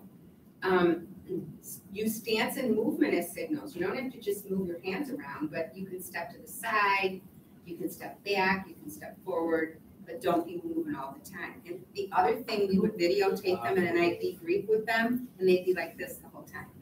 And after a while, you do the audience, you're seasick. You can't take this anymore. It's very distracting. Here's some tips to increase the poise. Visualize the room. See yourself being successful. There's really something to that mindfulness about it, the mindset that you're going to make it. Practice over and over. Take 3 long breaths. Acknowledge your nervousness. Take a drink before starting. Count backwards slowly. Exhale. And the numbers. Positive talk. I can do this. Usually, most kids can get themselves through it. And if they know it well enough, you can tell them, if you practice enough, you're going to be fine. You know, and I would always have a copy with me of what they were doing. So if need be, I could cue if I had to, or if they would totally draw a blank or something that went awry. So that's something you can do. Make every word heard. The volume is important. Be loud enough to fill the room. Speak clearly and boy, know who do I mean. Did you ever hear I'm gonna, kinda, shoulda? Sounds like the governor a little bit. Vocal patterns. Be consistent in your volume. Avoid fadeaways or rises at the end of the sentence. When they're practicing and using the voice thread, they might be able to hear that they're doing that. And you should make them aware to be listening for that. Say, hey, make sure you're not doing these things with your voice. Put passion in your voice. Energy and emotion engage the audience. The avoidance of monotones and monotonous speaking is critical, and their emotion should match their topic. And usually if they pick something that they're passionate about or they can get involved in, that helps. We did a whole bunch of exercises which are fun and they're quick, where you have the same sentence and you just emphasize different words so they get the gist of what that means.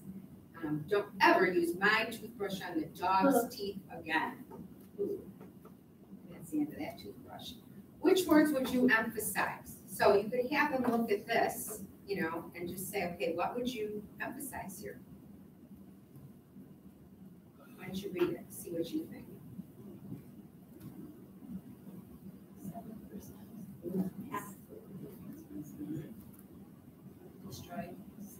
destroy.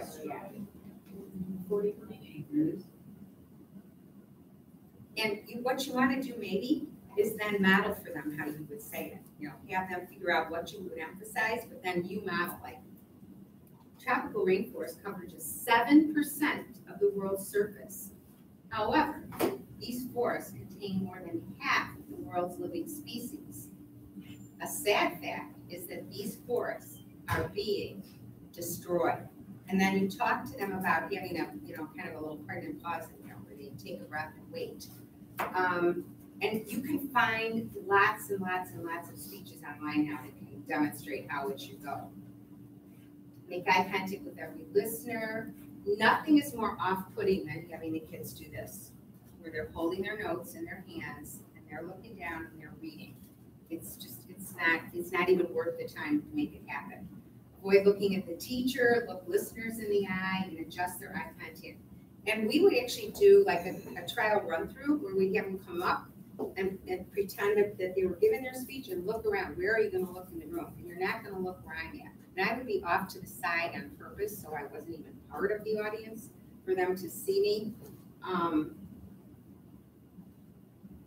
Eye or forehead contact. Talk to a partner about your favorite vacation, restaurant, movie, or book. Before you speak, decide whether you're going to look directly in their eyes or focus on their forehead.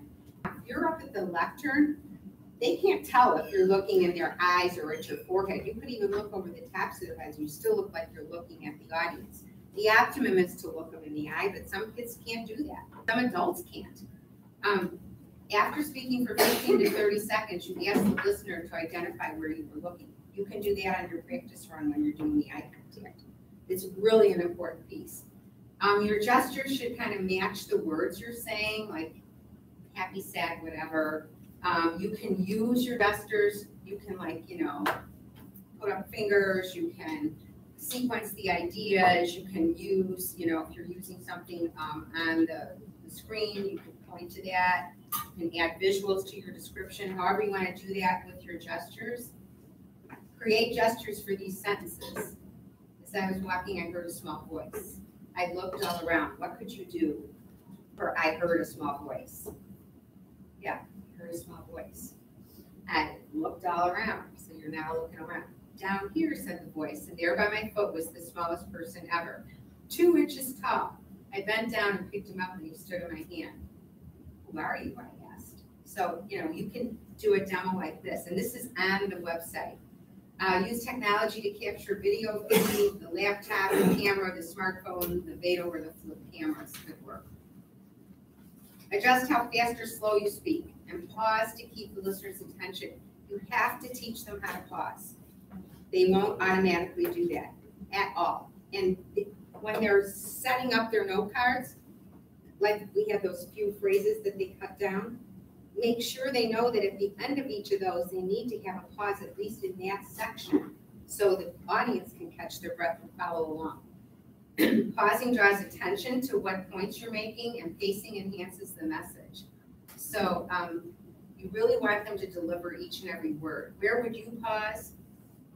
Well, we know this, you remember this.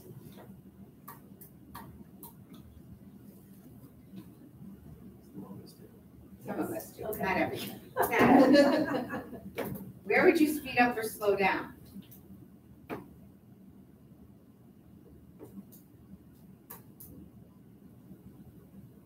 Or would you really take a big pause there? Just stopped. Right. I mean, stopped. Stop. Dead halt. Catch your breath. Relax. Take a break. It will improve your life. So I think it's helpful to have a go-to place when you're trying to teach kids to have this all here. It's all done for you. You go for it. Can you recognize PV-Lex behaviors? There's the rubric and the observation sheet. And did I give you the rubric? I don't think I did. You have one, but this is the individual, and then there's the group on it. So this is yours. Take care. Kathy, is there a way you could share this with us? Yes. Presentation? Yes. Okay, thank you. I will share it to the. I'll share it to. There you go. And then she'll put it on the side. Awesome. That's really good. resources. Yeah. Some really good stuff. Thank you. So now you could, we'll finish this. Yeah. I know, right? Presentation. Seriously, I know. Yeah. But it's good to like have it in our toolkit for next year. Right, and, you know, sometimes you want content, but other times, no. Well, again, you could like pick what you want. Right. This is the whole key. But central message is good. So I would definitely recommend that you watch a formal presentation with your students. The TED Talks, the Kid President are great places for finding formal presentations. And assign them to watch for the specific behaviors that they're finding, and then you can come back to it and talk about it as a class. If behaviors are incorrect, note and give positive, encouraging recommendations in the space. So that's the end of that. So, questions, concerns, comments. With that rubric that I gave you, if you look on the inside, you see the group information for, I think it's 2 more pages. Yeah. Look inside. Is this like a group presentation? Yeah, they do a group presentation, a partner presentation. I mean, you need some rubrics that are already done up for you, and I don't think you have to mess much with these because they fit what's happening. But I can't encourage you enough to take the time, just on even if it's one project per quarter where you have them do something like this, and you take the time to teach some of these skills. The payoff is going to be huge, I think. So, Sia, would you walk us through they go to the website so they can do their evals? Let's do that. Yeah, you guys have done this a bunch right now. So yeah, just make sure you click the blue link. And wait forever. The ROE calendar. Yes. Yeah, check to see. They should be. Yeah. Okay, great. So that's what you want to do. Kathy, remember those important people in that speech? Yes. We had them put it in a binder. Yes. And then we had it all written out. And they just turned, it was like, so we used President Obama as an example because if you look, that's how his speeches are written. It's a manuscript. And stuff. But it was so hard. So you have to remind me about that book in the fall. Well, that was hard. Yeah. I want to so I'll make sure that we get them. Doug said I should start a list. Yes. Okay. Yeah, the eye contact is the hardest thing. It is. Yeah, we did it in a poster, like the last part, we did a poster together. And it was much better than trying to do like the slide. For some reason, they were able to have the eye contact on a poster. There's 2 emails. Not all. The poster behind them. Instead of something in front of them. And they were able to. It's a journey, and some kids are going to take to it like ducks to water. Your shyer kids, not so much, but but they can get there. They can get there. I mean, it's like when I think of Chandani, she wouldn't even look at me from 6th grade. And by 8th grade, then they could decide who wanted to be first. They would be divided. So we used to have kids, and I think every quarter would have people. Well, it was. We'd always have a couple kids that were very not comfortable. Yeah. Speaking in class, they would come in before. Yeah, oh yeah. I wonder like how you add a few kids to that. Yeah. I used to like that when we were doing this, there for at least, so we would start to present like in the late part of the 7th week in the quarters. So I didn't have everything organized for them, but for those weeks approaching that, I didn't do lunch duty at that time, somebody else took it for me, and I would have kids coming at lunch, I would meet them before school, I would see them after, and then sometimes a couple of kids would show up. It's very tough. The hardest part. Yes, yeah. And getting them to practice. And they have time to get through. How do you get like buy-in? It's very labor intensive. It is. There's a lot of. That was the.